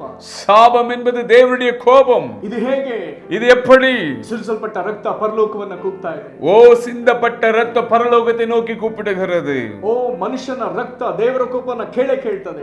ಮನುಷ್ಯனுடைய ರಕ್ತ ದೇವರಿடத்தில் கேட்டே கேட்கும். ಪ್ರಕಟಣೆಯಲ್ಲಿ ಯಜ್ಞವೇದಿಯ ಕೆಳಗಿರುವಂತ ಆತ್ಮಗಳು ಅದು ದೇವರ ನ್ಯಾಯ ತೀರ್ಪನ್ನು ಕೇಳ್ತಾ ಇದೆ. வெளிப்படுத்தல் வசனத்துல பார்க்கிறோம், சிந்தப்பட்ட ரத்தம் அது தேவனை நோக்கி கூப்பிடுகிறது என்று நாம் பார்க்கிறோம். ಯಜ್ಞವೇದಿಯ ಕೆಳಗಿರುವ ಆತ್ಮಗಳು, பலிபீடத்தின் கீழே இருக்கிற ஆத்துமாக்கள் ಎಷ್ಟು ಕಾಲ, இன்னும் எத்தனை நாட்கள் ದೇವರು ಮುಯಿ ತೀರಿಸುವಂತೆ ಅವರು ದೇವರನ್ನ ಬೇಡುತ್ತಿದ್ದಾರೆ. தேவன் அவர்களை பழிவாங்கும்படியாய் தேவனை நோக்கி அவர்கள் விண்ணப்பிக்கிறார்கள். ಹಾಗಾದ್ರೆ ಈ ಎಲ್ಲಾ ಮನುಷ್ಯರ ರಕ್ತಗಳು, இந்த எல்லா மனுஷருடைய ரத்தங்களும் இது ದೇವರ ಕೋಪವನ್ನು ಬೇಡ್ತಾ ಇದೆ. தேவனுடைய கோபத்தை வருவிக்கிறது. ದೇವರ ಮುಯ್ಯನ್ನು ಕೇಳ್ತಾ ಇದೆ. தேவனுடைய பழிவாங்குதலை கேட்கிறது. ಒಂದು ವೇಳೆ ಹೇಬೇಲನ ರಕ್ತದ ಕೂಗು ಹೀಗಿದ್ದಿರಬಹುದು. ஒருவேளை ஆபேலுடைய சத்தம் இப்படி இருந்திருக்கலாம். ದೇವರೇ, ஆண்டவரே, ನಿನ್ನ ಕೋಪದಿಂದ, உம்முடைய கோபத்தினாலே ಕಾಯಿನನನ್ನು ದಂಡಿಸು. காயினை தண்டியும். ನನ್ನನ್ನು ಕೊಲೆ ಮಾಡಿದವರ ಮೇಲೆ, என்னை கொலை செய்தவர்கள் மேலே ಕೋಪ ಉಂಟಾಗಲಿ. உம்முடைய கோபம் உண்டாகட்டும். ಅವರನ್ನು ದಂಡಿಸು, அவரை தண்டியும். ಹಾಗಾದರೆ அப்படி என்றால் ನಿರಪರಾಧಿಗಳ ರಕ್ತ, குற்றமில்லாதவருடைய ரத்தம், ಚೆಲ್ಲಲ್ಪಟ್ಟ ಈ ಪ್ರತಿಯೊಂದು ರಕ್ತವು, சிந்தப்பட்ட ஒவ்வொரு ரத்தமும் ಹೀಗೆ ಕೂಗುವುದಾದರೆ, இப்படியே சத்தமிடுமானால் பூமியிலெல்லாம் ದೇವರ ಕೋಪ, தேவனுடைய கோபம், ಪ್ರತಿಯೊಬ್ಬರ ರಕ್ತವು, ஒவ்வொருவருடைய ரத்தமும், ದೇವರೇ ನಿನ್ನ ಕೋಪ ಉಂಟಾಗಲಿ, ஆண்டவரே உமக்கு கோபம் உண்டாகட்டும், ನಿನ್ನ ದಂಡನೆ ಬರಲಿ, உம்முடைய பழிவாங்குதல் வரட்டும். இது கம்பீரமான சத்தம். ಬಹಳ ವರ್ಷಗಳ ಹಿಂದೆ, சில ஆண்டுகளுக்கு முன்பு ತಮಿಳುನಾಡಿನ ಚೆನ್ನೈಯಲ್ಲಿ ನಡೆದ ಒಂದು ಘಟನೆ, நடந்த ஒரு சம்பவம். ಹೆಚ್ಚು ಕಡಿಮೆ 40-45 ವರ್ಷಗಳ ಹಿಂದಿನ, ஏறக்குறைய 40-45 வருடம் முன்பதாக ಇದನ್ನ ಭಾರತ ದೇಶದ ಒಬ್ಬ ಪ್ರಸಿದ್ಧ ಸುವಾರ್ತಿಕರು ಹೇಳಿದ್ದಾರೆ. இதுல இந்தியாவில் மிகவும் பிரசித்தி பெற்ற ஒரு ஊழியக்காரர் சொல்லி இருக்கிறார். ಆ ಕಾಲದಲ್ಲಿ, அந்த நாட்களிலே ಇದ್ದಕ್ಕಿದ್ದ ಹಾಗೆ ಕೊಲೆಗಳು ನಡೆಯಿತು. ஏராளமான கொலைகள் நடந்தது. ಒಂದು ದಿನ ಇಲ್ಲಿ ಕೊಲೆ, ஒரு முறை இந்த இடத்துல கொலை, ಮರುದಿನ ಅದೇ ಊರಿನ ಇನ್ನೊಂದು ಭಾಗದಲ್ಲಿ ಕೊಲೆ, அடுத்த நாள் வேற இடத்துல இன்னொரு கொலை, ಅದು ಮರುದಿನ ಮತ್ತೊಂದು ಕೊಲೆ, அதுக்கப்புறம் மறுபடி இன்னொரு இடத்துல இன்னொரு கொலை. ಹೀಗೆ ಅನೇಕ ದಿವಸಗಳು ನಡೆದು ಹೋಯಿತು. இப்படி ಅನೇಕ நாட்களிலே கொலைகள் நடந்தது. ಕೊಲೆಗಳೆಲ್ಲ ನೋಡ್ಲಿಕ್ಕೆ ಒಂದೇ ವಿಧವಾಗಿತ್ತು. கொலைகள் பார்க்கும் பொழுது எல்லாம் ஒரே மாதிரியாக இருந்தது. ஆனால் ಕೊಲೆ ಮಾಡಿದ ವ್ಯಕ್ತಿಯ ಸುಳಿವು ಎಲ್ಲಿಯೂ ಸಿಕ್ಕಲಿಲ್ಲ. ஆனால் கொலை செய்தவனுடைய ஒரு சாட்சி எங்கும் கிடைக்கவில்லை. ಪೊಲೀಸರು ಹುಡುಕಿ ಸಾಕಾಯ್ತು. காவலாளிகள் தேடி தேடி போதுமானது. ಮಧ್ಯದಲ್ಲಿ ಎಲ್ಲಿಯೋ ಕೊಲೆ ಆಗುವುದು ನಿಂತು ಹೋಯಿತು. சில நாட்களிலே கொலைகள் அப்படியே நடக்கவில்லை, அப்படியே நின்று விட்டது. ಆದರೆ ಎಲ್ಲರಿಗೂ ಇದು ರಹಸ್ಯವಾಗಿ ಉಳಿಯಿತು. ஆனால் எல்லோருக்கும் இது ஒரு மிகப்பெரிய ரகசியமாக இருந்தது. ಒಂದು ದಿವಸ, ஒரு நாள், ಇದ್ದಕ್ಕಿದ್ದ ಹಾಗೆ இருந்தாப்படி இருந்து ಕೋರ್ಟ್ ನಡೀತಾ ಇದೆ. ಕೋರ್ಟ್ நடந்து கொண்டிருக்கிறது. ಆ ಕೋರ್ಟಿನಲ್ಲಿ ಜಡ್ಜ್ ಅವರು ಜವಾಬ್ದಾರಿಯಲ್ಲಿದ್ದಾರೆ. கோர்ட்டுக்குள்ளே ஒரு தலைமை நீதிபதி அவருடைய ஸ்தானத்தில் உட்கார்ந்து கொண்டிருக்கிறார். ಯಾರದೋ ಕೇಸ್ ನಡೀತಾ ಇದೆ. யாரோ இன்னொருடைய ஒரு கேஸ் நடந்து கொண்டிருக்கிறது. ಮಧ್ಯದಲ್ಲಿ ಒಬ್ಬ ಮನುಷ್ಯ ನುಗ್ಗಿದ. மத்தியத்துல ஒரு மனிதன் உள்ளே ஓடி வந்தான். ಯಾರಿಗೂ ಗೊತ್ತಿಲ್ಲದ ಒಬ್ಬ ಮನುಷ್ಯನು ಮುಂದೆ, யாருக்கும் அறிமுகமானாத ஒரு மனுஷன் உள்ளே ಓಡಿ வந்தான். ಆತನು ನಡುವೆ ನಿಂತಿದ್ದಾನೆ. அவன் நடுவில் நின்று கொண்டிருக்கிறான். ಆತನು ಜಡ್ಜನ್ನು ನೋಡಿ ಕೇಳ್ತಿದ್ದಾನೆ. அவன் நீதிபதியை கூப்பிட்டு கேட்கிறான், ನನ್ನನ್ನ ದಯಮಾಡಿ ಅರೆಸ್ಟ್ ಮಾಡ್ರಿ, தயவு செய்து என்னை கைது செய்யுங்கள், ನನಗೆ ಮರಣ ದಂಡನೆ ಕೊಡ್ರಿ, எனக்கு மரண தண்டனை கொடுங்கள். ಎಲ್ಲರಿಗೂ ಅಲ್ಲಿದ್ದವರಿಗೆ ಒಮ್ಮೆಲೆ ಆಶ್ಚರ್ಯವಾಯಿತು. அங்கிருந்த எல்லோருக்கும் ஒரு ஆச்சரியமானது. ಜಡ್ಜಿಗೆ ಆಶ್ಚರ್ಯವಾಯಿತು. தலைமை நீதிபதிக்கு ஆச்சரியமானது. ಜಡ್ಜ್ ಕೇಳ್ತಾರೆ, நீதிபதி கேட்கிறார், ನೀನು ಯಾರು? நீ யார்? ಆತನು ಹೇಳ್ತಾನೆ, அவன் சொல்லுகிறான், ಇಷ್ಟು ಕಾಲಕ್ಕೆ ಮೊದಲು ಈ ಪಟ್ಟಣದಲ್ಲಿ ನಡೆದ ಸರಣಿ ಕೊಲೆಗೆ ಕಾರಣಕರ್ತನು ನಾನು. சில நாட்களுக்கு முன்பு நடந்த எல்லா கொலைகளுக்கும் காரணம் நான் தான். ದಿನದಿಂದ ದಿನಕ್ಕೆ ನಡೆದ ಕೊಲೆಗೆ ಕಾರಣನೇ ನಾನು. தினத்துக்கு ஒரு கொலை, நாளுக்கு ஒரு கொலை நடந்தது, அதுக்கெல்லாம் காரணம் நான் தான். ಜಡ್ಜ್ ಕೇಳಿದ್ರು, தலைமை நீதிபதி கேட்டார், ನಿನ್ನ ಮೇಲೆ ನಮಗೆ ಅನುಮಾನವಿಲ್ಲ, உன் மேல எனக்கு சந்தேகம் இல்லை, ನೀನು ಕೊಲೆಗಾರ ಎಂಬುದಾಗಿ ಹೇಳುವುದಕ್ಕೂ ನಮ್ಮ ಬಳಿ ಸಾಕ್ಷಿ ಇಲ್ಲ, நீ கொலைகள் செய்தாய் என்று சொல்லி எந்த சாட்சியங்கள் இடத்தில் இல்லை, ಆದರೆ ನೀನ್ ಯಾಕೆ ನಿನ್ನ ತಪ್ಪನ್ನು ಒಪ್ಪಿಕೊಳ್ಳುತ್ತಿದ್ದಿ? ஏன் உன்னுடைய தவறை நீ ஒப்புக்கொள்ளுகிறாய்? ನೀನು ಕೊಲೆಗಾರ ಎಂಬುದು ನಮಗೆ ಯಾರಿಗೂ ಗೊತ್ತಿಲ್ಲ, நீ கொலை செய்தவன் என்று எங்களுக்கு யாரும் தெரியாது. ಆತನು ಅಳ್ತಾನೆ, அவனும் அழுகிறான், ಜಡ್ಜ್ ನನ್ನ ಹೇಗಾದ್ರೂ ಅರೆಸ್ಟ್ ಮಾಡ್ರಿ, தலைமை நீதிபதியே எப்படியாகிலும் என்னை கைது செய்யுங்கள், ನನಗೆ ಮರಣ ದಂಡನೆ ಕೊಡು, எனக்கு மரண தண்டனை கொடுங்கள். ಜಡ್ಜ್ ಕೇಳ್ತಾರೆ, தலைமை நீதிபதி கேட்கிறார், ಯಾಕೆ? ஏன்? ಆಗ ಕೊಲೆಗಾರನು ಹೇಳ್ತಾನೆ, அப்பொழுது கொலையாளி சொல்லுகிறான், ನಾನು ಯಾರ್ಯಾರನ್ನು ಕೊಂದೆನೋ, நான் யாரையெல்லாம் கொலை செய்தேனோ, ಅವರು ಕೊಲ್ಲುವಾಗ ಹೇಗೆ ಕೂಗಿಕೊಳ್ತಿದ್ರು, அவர்களை நான் கொலை செய்யும் பொழுது எப்படி கத்தினார்களோ, ಅವರೆಲ್ಲರೂ ಪ್ರತಿ ದಿವಸ ನನ್ನ ಎದುರು ಬಂದು ಹಾಗೆ ಕೂಗ್ತಿದ್ದಾರೆ, அவர்கள் தினமும் என்னுடைய அறைக்குள்ளே வந்து அப்படியே கத்துகிறார்கள். ನನಗೆ ನೆಮ್ಮದಿಯಿಂದ ಬದುಕಲಿಕ್ಕೆ ಆಗ್ತಾ ಇಲ್ಲ, என்னால நிம்மதியை வாழ முடியவில்லை, ನನಗೆ ನೆಮ್ಮದಿಯಿಂದ ನಿದ್ದೆ ಮಾಡ್ಲಿಕ್ಕೆ ಆಗ್ತಾ ಇಲ್ಲ, எனக்கு நிம்மதியை உறங்க முடியவில்லை. ಅವರ ಸ್ವರ ನನಗೆ ಕೇಳ್ತಾ ಇದೆ. அவருடைய சத்தம் காதில் கேட்கிறது. ದೇವರು ಕಾಯಿನನಿಗೆ ಹೇಳ್ತಾನೆ, தேவன் காயினுக்கு சொல்லுகிறார், ಕೇಳು, கேளு. ಯಾವ ರಕ್ತದ ಕೂಗು ಪರಲೋಕಕ್ಕೆ ಹೋಯ್ತು, ಆ ಕೂಗನ್ನ ದೇವರು ಕಾಯಿನ ಕೇಳುವಂತೆ ಮಾಡಿದ್ದಾನೆ. எந்த ரத்தத்தின் சத்த பரலோகத்துக்கு கேட்டதோ அதே சத்த தேவன் காயினிடத்துல கேட்கிறார். ಕೊಲೆಗಾರನು ಅದನ್ನು ಕೇಳಿದ್ದಾನೆ, கொலை செய்தவன் அதை கேட்டிருக்கிறார். ಇಂದಿಗೂ ಹಾಗೆ ಇದೆ. இன்றைக்கும் அது அப்படியே இருக்கிறது. ಯಾವ ಕೊಲೆಗಾರನು ಕೊಲೆ ಮಾಡಿದ ಮೇಲೆ ನೆಮ್ಮದಿಯಿಂದ ಇರುವುದಕ್ಕೆ ಸಾಧ್ಯವೇ? எந்த மனிதன் கொலை செய்த பிறகு அவன் நிம்மதியாய் வாழ முடியாது. ದೇವರ ವಾಕ್ಯ ಸತ್ಯ, தேவனுடைய வசனம் சத்தியம். ಹಾಗಾದ್ರೆ ಹೀಗೆ ಎಷ್ಟು ಜನರ ರಕ್ತ ಪರಲೋಕದ ಬಾಗಿಲನ್ನು ತಟ್ಟುತ್ತಿರಬಹುದು? இப்படி எத்தனை ரத்தத்தினுடைய சத்த பரலோகத்தை தட்டி கொண்டிருக்கும். ಇಂಥವುಗಳ ಮಧ್ಯದಲ್ಲಿ, இப்படி இந்த சூழ்நிலைகள் மத்தியிலே ದೇವರು ஆண்டவர் ಈ ಭೂಮಿಗೆ, இந்த பூமிக்கு ಮತ್ತೊಂದು ವಿಧದ ರಕ್ತವನ್ನು ಕಳಿಸ್ತಾನೆ. இன்னொரு ரத்தத்தை அனுப்புகிறார். ಇದು ಬೇರೆ ವಿಧವಾಗಿ ಮಾತಾಡುವ ರಕ್ತ, இது வேற விதமாய் பேசுகிற ரத்தம். ಹಾಗಾಗಿ ದೇವರ ವಾಕ್ಯ ಹೇಳ್ತದೆ, ಇದು ಹಿತವನ್ನು ಮಾತಾಡುವ ರಕ್ತ, இது நன்மை குறித்து பேசுகிற ரத்தம். ದೇವರಿಗೆ ಸ್ತೋತ್ರ, ஆண்டவருக்கு ஸ்தோத்திரம். ಇದು ದೇವರ ಕೋಪವನ್ನು ಎಳೆಕೊಳ್ಳುವ ರಕ್ತವಲ್ಲ, இது தேவனுடைய கோபத்தை சொல்லுகிற ரத்தம் அல்ல, ದೇವರ ದಂಡನೆಯನ್ನ ಎಳೆಕೊಳ್ಳುವ ರಕ್ತವಲ್ಲ, தேவனுடைய பழிவாங்குதலை கொண்டு வருகிற ரத்தம் அல்ல. ಹೇಬೆಲನ ರಕ್ತವು, ஏபெலின் ரத்தம் ದೇವರ ಕೋಪವನ್ನ ಪರಲೋಕದಿಂದ ಭೂಮಿಗೆ ಎಳೆಕೊಂಡಿತ್ತು. தேவனுடைய கோபம் பரலோகத்திலிருந்து பூமிக்கு கொண்டு வந்தது. ಹೇಬೆಲನ ರಕ್ತವು, ஏபெலின் ரத்தமோ ದೇವರ ಶಿಕ್ಷೆಯನ್ನ ಪರಲೋಕದಿಂದ ಭೂಮಿಗೆ ಎಳೆಕೊಂಡಿತ್ತು. தேவனுடைய தண்டனையை பரலோகத்திலிருந்து பூமிக்கு கொண்டு வந்தது. ಆದ್ರೆ ஆனால் ಈ ಪ್ರೋಕ್ಷಣ ರಕ್ತ, இந்த பரிந்து பேசுகிற ரத்தம் ಇದಂತದಲ್ಲ, இது அப்படிப்பட்டதல்ல. ಇದು ಕೋಪಕ್ಕೆ ವಿರುದ್ಧವಾಗಿ, இது கோபத்துக்கு விரோதமாக, ದೇವರ ಕೋಪಕ್ಕೆ ವಿರುದ್ಧವಾಗಿ, தேவனுடைய கோபத்துக்கு விரோதமாக, ದೇವರ ಕನಿಕರವನ್ನ ಎಳೆಯುವ ರಕ್ತ, தேவனுடைய மனதுருக்கத்தை கொண்டு வருகிற ரத்தம், ದೇವರ ಶಿಕ್ಷೆಗೆ ಬದಲಾಗಿ, தேவனுடைய தண்டனைக்கு பதிலாக, ಇದು ದೇವರ ಕ್ಷಮಾಪಣೆಯನ್ನು ಎಳೆಕೊಳ್ಳುವ ರಕ್ತ, தேவனுடைய மன்னிப்பின் மனப்பான்மை கொண்டு வருகிறதா இருக்கிறது. ಶ್ರೇಷ್ಠವಾದ ರಕ್ತ, எவ்வளவு விசேஷமான ரத்தம்! ಇದು ಪರಲೋಕದಿಂದ ಬಂದ ರಕ್ತ, இது பரலோகத்திலிருந்து வந்த ரத்தம். ಕಾರಣ ಯೇಸು ಕ್ರಿಸ್ತನು ಹೇಳಿದ್ದಾನೆ, காரணம் இயேசு சொல்லி இருக்கிறார், ನಾನು ಮೇಲಿನಿಂದ ಬಂದವನು, நான் பரலோகத்திலிருந்து வந்தவர். ಹಾಗಾದ್ರೆ ಈ ರಕ್ತದ ಸ್ವಭಾವವೇ ಬೇರೆ. அப்படி என்றால் இந்த ரத்தத்தினுடைய சுபாவங்கள் வேறு. ಅಪೊಸ್ತಲ ಕೃತ್ಯ 20:28 ಪ್ರಕಾರ, அப்போஸ்தலர் நடபடிகள் 20:28 வசனத்தின்படி ಇದು ದೇವರ ಸ್ವರಕ್ತ ಎಂಬುದಾಗಿ ಬರ್ತದೆ. இது கர்த்தருடைய சத்தம் என்று சொல்லப்பட்டிருக்கிறது. ಮನುಷ್ಯರ ರಕ್ತವು ದೇವರ ಕೋಪವನ್ನು ಕೇಳುತ್ತಿರುವಲ್ಲಿ, மனுஷருடைய ரத்தம் தேவனுடைய கோபத்தை கேட்கும் பொழுது, ದೇವರು ಈ ಭೂಮಿಯ ಒಳಗೆ பரலோகದಿಂದ ತನ್ನ ரத்தವನ್ನು ಕಳಿಸುತ್ತಾನೆ.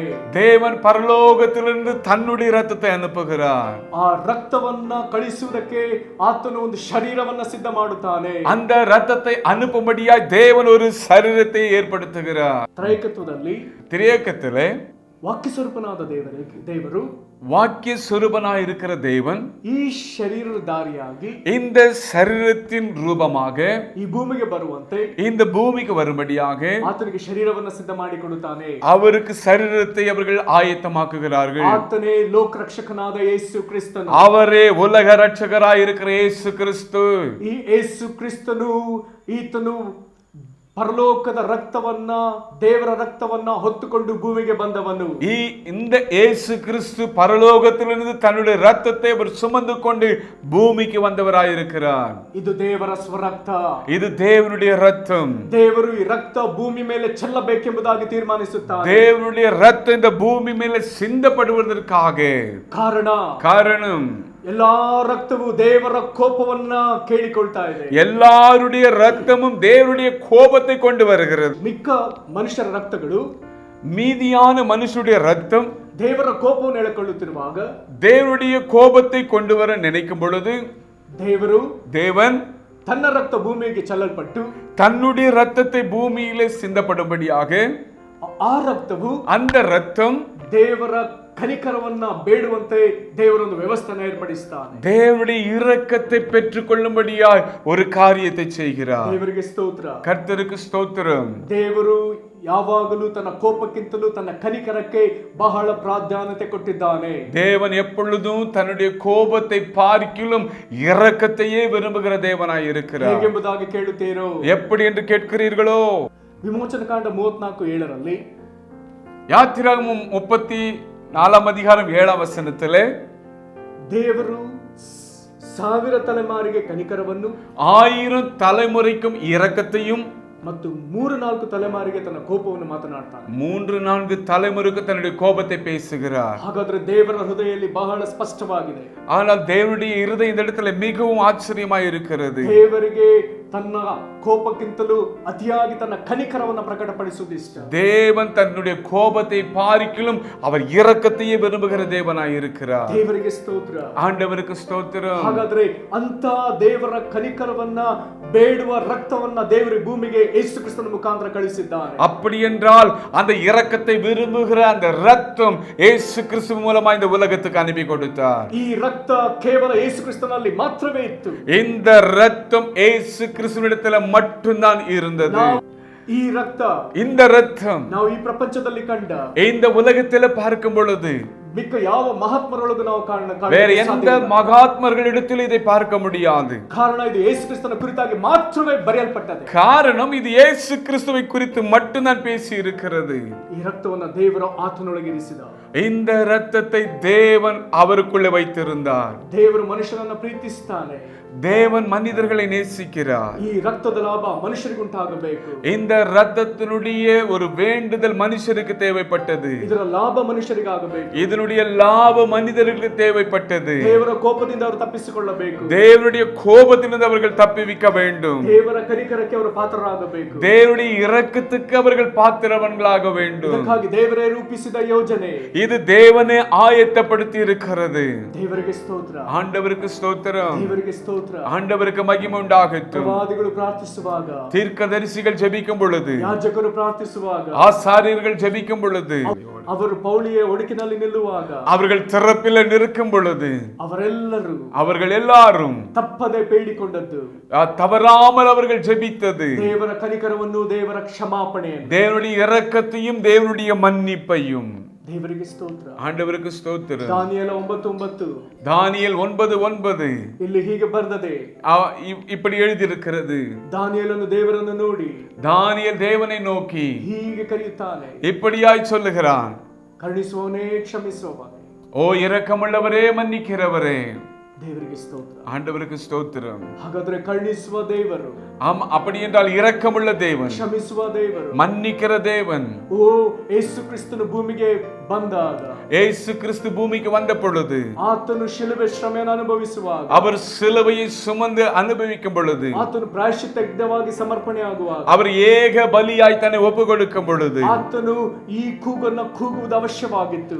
அவர் கத்துகிற இந்த சத்தம் மிகவும் தேவைப்பட்டது. ದಾನಿಯೇಲನಂತೆ ಕರುಣಿಸುವನೇ ಕ್ಷಮಿಸುವನೇ ಎಂಬುದಾಗಿ ಕೂಗುವುದರ ಅವಶ್ಯವಿತ್ತು. தானியேலை போல இரக்கமுள்ளவரೇ மன்னிக்கிறவரே என்று சொல்லுகிற சத்தம் உண்டானது. ಇದನ್ನು ಈತನು ರಕ್ತವನ್ನ ತೆಗೆದುಕೊಂಡೇ ಕೂಗಬೇಕಾಗಿತ್ತು. இவர் ரத்தத்தை கொண்டே இவர் சத்தமிடுகிறதா இருந்தது.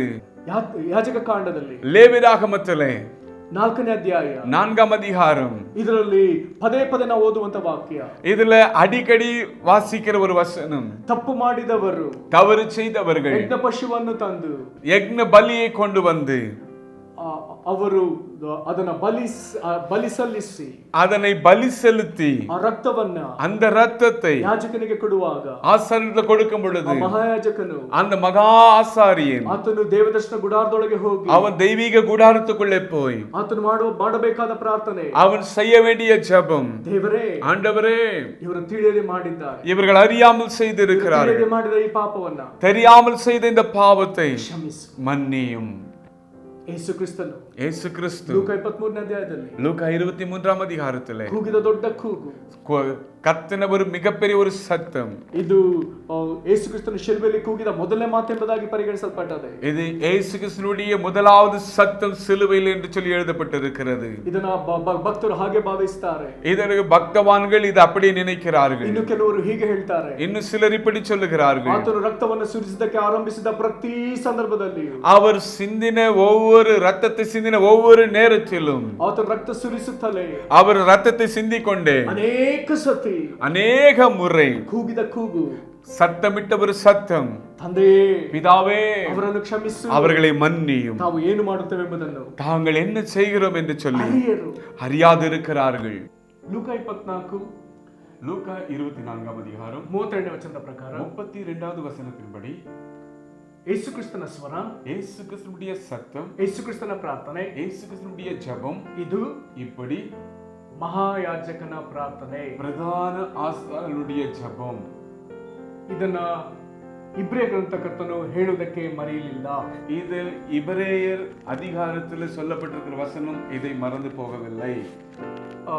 ಇಬ್ರಿಯ ಪತ್ರಿಕೆಯಲ್ಲಿ ಅನೇಕ ಸರ್ತಿ ಯೇಸು ಕ್ರಿಸ್ತನ ಮಹಾಯಾಜಕನ ಜವಾಬ್ದಾರಿನ ವಿವರಿಸಲಾಗಿದೆ.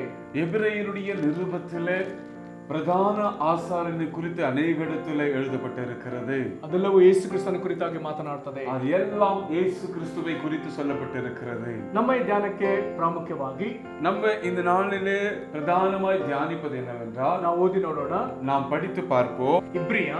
எபிரேயர் 9ನೇ ಅಧ್ಯಾಯ 9ஆம் அதிகாரம் 11ನೇ ವಚನ 11வது வசனத்தை வாசிக்கிறோம். ಆದರೆ ಕ್ರಿಸ್ತನು ಈಗ ದೊರೆತಿರುವ ಮೇಲುಗಳನ್ನು ಕುರಿತು ಮಹಾಯಾಜಕನಾಗಿ ಬಂದು ಕೈಯಿಂದ ಕಟ್ಟಲ್ಪಡದಂತ, ಅಂದರೆ ಈ ಸೃಷ್ಟಿಗೆ ಸಂಬಂಧಪಡದಂತ ಘನವಾಗಿಯೂ ಉತ್ಕೃಷ್ಟವಾಗಿಯೂ ಇರುವ ಗುಡಾರದಲ್ಲಿ ಸೇವೆಯನ್ನು ಮಾಡುವವನಾಗಿ, 12ನೇ ವಚನ, ಹೋತಗಳ ಮತ್ತು ಹೋರಿಗಳ ರಕ್ತವನ್ನು ತೆಗೆದುಕೊಳ್ಳದೆ ಸ್ವಂತ ರಕ್ತವನ್ನೇ ತೆಗೆದುಕೊಂಡು ನಮಗೋಸ್ಕರ ನಿತ್ಯ ವಿಮೋಚನೆಯನ್ನು ಸಂಪಾದಿಸಿಕೊಂಡವನಾಗಿ ಒಂದೇ ಸಾರಿ ದೇವರ ಸನ್ನಿಧಾನಕ್ಕೆ ಪ್ರವೇಶಿಸಿದನು. கிறிஸ்துவானவர் வரப்போகிற நன்மைக்குரிய பிரதான ஆசாரியரை வெளிப்பட்டு கையினால் செய்யப்பட்டதாகிய இந்த சிருஷ்டி சம்பந்தமான கூடாரத்தின் வழியாய் அல்ல, பெரிதும் உத்தமமான கூடாரத்தின் வழியாகவும் வெள்ளாட்டுக்கடா இளங்காளை இவைகளுடைய இரத்தத்தினாலே அல்ல, தம்முடைய சொந்த இரத்தத்தினாலும் ஒரேதொரு மகா பரிசுத்த ஸ்தலத்தில் பிரவேசித்து நித்திய மீட்பை உண்டு பண்ணினார். ಅದ್ಭುತವಾದ ವಚನ, அற்புதமான ஒரு வசனம். ಯೇಸು ಕ್ರಿಸ್ತನು ಭೂಮಿಯಲ್ಲಿ ಸುರಿಸಿದ ರಕ್ತ ಯೇಸು ಕ್ರಿಸ್ತು ಭೂಮಿಯಲ್ಲಿ ಸಿಂದಪಟ್ಟ ரத்தம், ಈ ರಕ್ತವನ್ನು ಆತನು ಪರಲೋಕಕ್ಕೆ ಕೊಂಡೊಯ್ದಿದ್ದಾನೆ. இந்த ரத்தத்தை அவர் பரலோகத்துக்கு கொண்டு போயிருக்கிறார். ಈ ರಕ್ತ, இந்த ரத்தம் ಮಹಾಯಾಜಕನ ರಕ್ತ, பிரதான ஆசாரியனுடைய ரத்தம் ಈಗ ದೇವರ ಪರಿಶುದ್ಧ ಸ್ಥಾನವನ್ನು ಪ್ರವೇಶಿಸಿದೆ. இப்பொழுது மகா பரிசுத்த ஸ்தலத்துக்குள் பிரவேசித்திருக்கிறது. ಆತನು ಮಹಾಯಾಜಕನಾಗಿ ಕಾರ್ಯ ಮಾಡಿದ್ದಾನೆ. அவர் பிரதான ஆசாரியனுடைய வேலை செய்திருக்கிறார். ಆತನು ಇದನ್ನು ತೆಗೆದುಕೊಂಡು அவர் இதை எடுத்துக்கொண்டு ಭೂಮಿಯಲ್ಲಿ ಕಟ್ಟಲ್ಪಟ್ಟ ದೇವದರ್ಶನ ಗುಡಾರ ಅಲ್ಲ, பூமியில கட்டப்பட்ட தெய்வீக கூடாரம் அல்ல, ಇದು ಘನವಾಗಿಯೂ ಉತ್ಕೃಷ್ಟವಾಗಿರುವ ಪರಲೋಕದಲ್ಲಿರುವ ದೇವದರ್ಶನ ಗುಡಾರ. இது கனமான பரலோகத்தினுடைய தெய்வீக கூடாரமாய் இருக்கிறது. ಇಲ್ಲಿಗೆ ತನ್ನ ರಕ್ತದೊಂದಿಗೆ ಹೋಗಿದ್ದಾನೆ. இந்த இடத்திற்கு அவர் தன்னுடைய சொந்த ரத்தத்தினாலே கொண்டு போயிருக்கிறார். ನಮಗೆ ನಿತ್ಯ ನಾಶನವನ್ನ ಸಂಪಾದಿಸುವುದಕ್ಕೆ ಅಲ್ಲ, நமக்கு நித்தியமான அழிவை உண்டு பண்ண அல்ல, ನಮಗೆ ನಿತ್ಯ ವಿಮೋಚನೆ ಕೊಡುವ ರಕ್ತ, நமக்கு நித்தியமான மகிழ்ச்சி கொடுக்கும்படியாக ಆತನು ನಮಗೆ ನಿತ್ಯ ವಿಮೋಚನೆಯನ್ನು ಸಂಪಾದಿಸಿದ್ದಾನೆ. அவர் நித்தியமான மோட்சத்தை கொடுக்கும்படியாய் நம்மை சம்பாதித்திருக்கிறார். ಆತನು ಬರಿಗೈಯಲ್ಲಿ ಹೋಗಲಿಲ್ಲ, அவர் வெறும் கையாய் பரலோகத்துக்கு போகவில்லை, ತನ್ನ ಅಮೂಲ್ಯ ರಕ್ತದೊಂದಿಗೆ ದೇವರ ಸನ್ನಿಧಾನಕ್ಕೆ ಹೋಗಿದ್ದಾನೆ. அமூல்யமான தன்னுடைய ரத்தத்தை அவர் கொண்டு போய் தேவ சமூகத்துக்கு போனார். ಈ ರಕ್ತವನ್ನ ಇಬ್ರಿಯ 12:24 எபிரேயர் 12:24 ಈ ರಕ್ತದ ಕುರಿತಾಗಿ, இந்த ரத்தத்தை குறித்து ಹಿತವನ್ನು ಮಾತಾಡುವ ರಕ್ತ ಎಂದು ಬರೆಯಲಾಗಿದೆ. நன்மையை குறித்து பேசுகிறதாய் பார்க்கிறோம். ಈ ರಕ್ತ ನಮ್ಮ ಮೇಲೆ ದೇವರ ಕೋಪವನ್ನು ತರುವುದಿಲ್ಲ. இந்த ரத்தம் நம்ம ಮೇಲೆ தேவனுடைய கோபத்தை கொண்டு வராது. ಈ ರಕ್ತ ನಮಗೆ ದೇವರ ಕನಿಕರವನ್ನ ತರುತ್ತದೆ. இந்த ரத்தம் தேவனுடைய இரக்கத்தை கொண்டு வருகிறது. ರಕ್ತದಲ್ಲಿ ಜೀವವಿದೆ, ரத்தத்தில் ஜீவன் உண்டு, ಜೀವದಲ್ಲಿ ಚಟುವಟಿಕೆ ಇದೆ, ஜீவனிலே தேவனுடைய கிரியைகள் உண்டு, ಆ ಚಟುವಟಿಕೆಯಲ್ಲಿ ಚಲನೆ ಇರ್ತದೆ, அந்த கிரியையிலே தேவனுடைய வல்லமை இருக்கிறது, ಈ ಚಲನೆಯಲ್ಲಿ ಮಾತು ಇರ್ತದೆ, இந்த வல்லமையிலே தேவனுடைய வார்த்தை இருக்கிறது. ಹಾಗಾದ್ರೆ ಈ ರಕ್ತ ಮಾತನಾಡ್ತದೆ. அப்படி என்றால் இந்த ரத்தம் பேசுகிறது, ಈ ರಕ್ತ ವಿಜ್ಞಾಪಿಸ್ತದೆ, இந்த ரத்தம் விண்ணப்பம் செய்கிறது.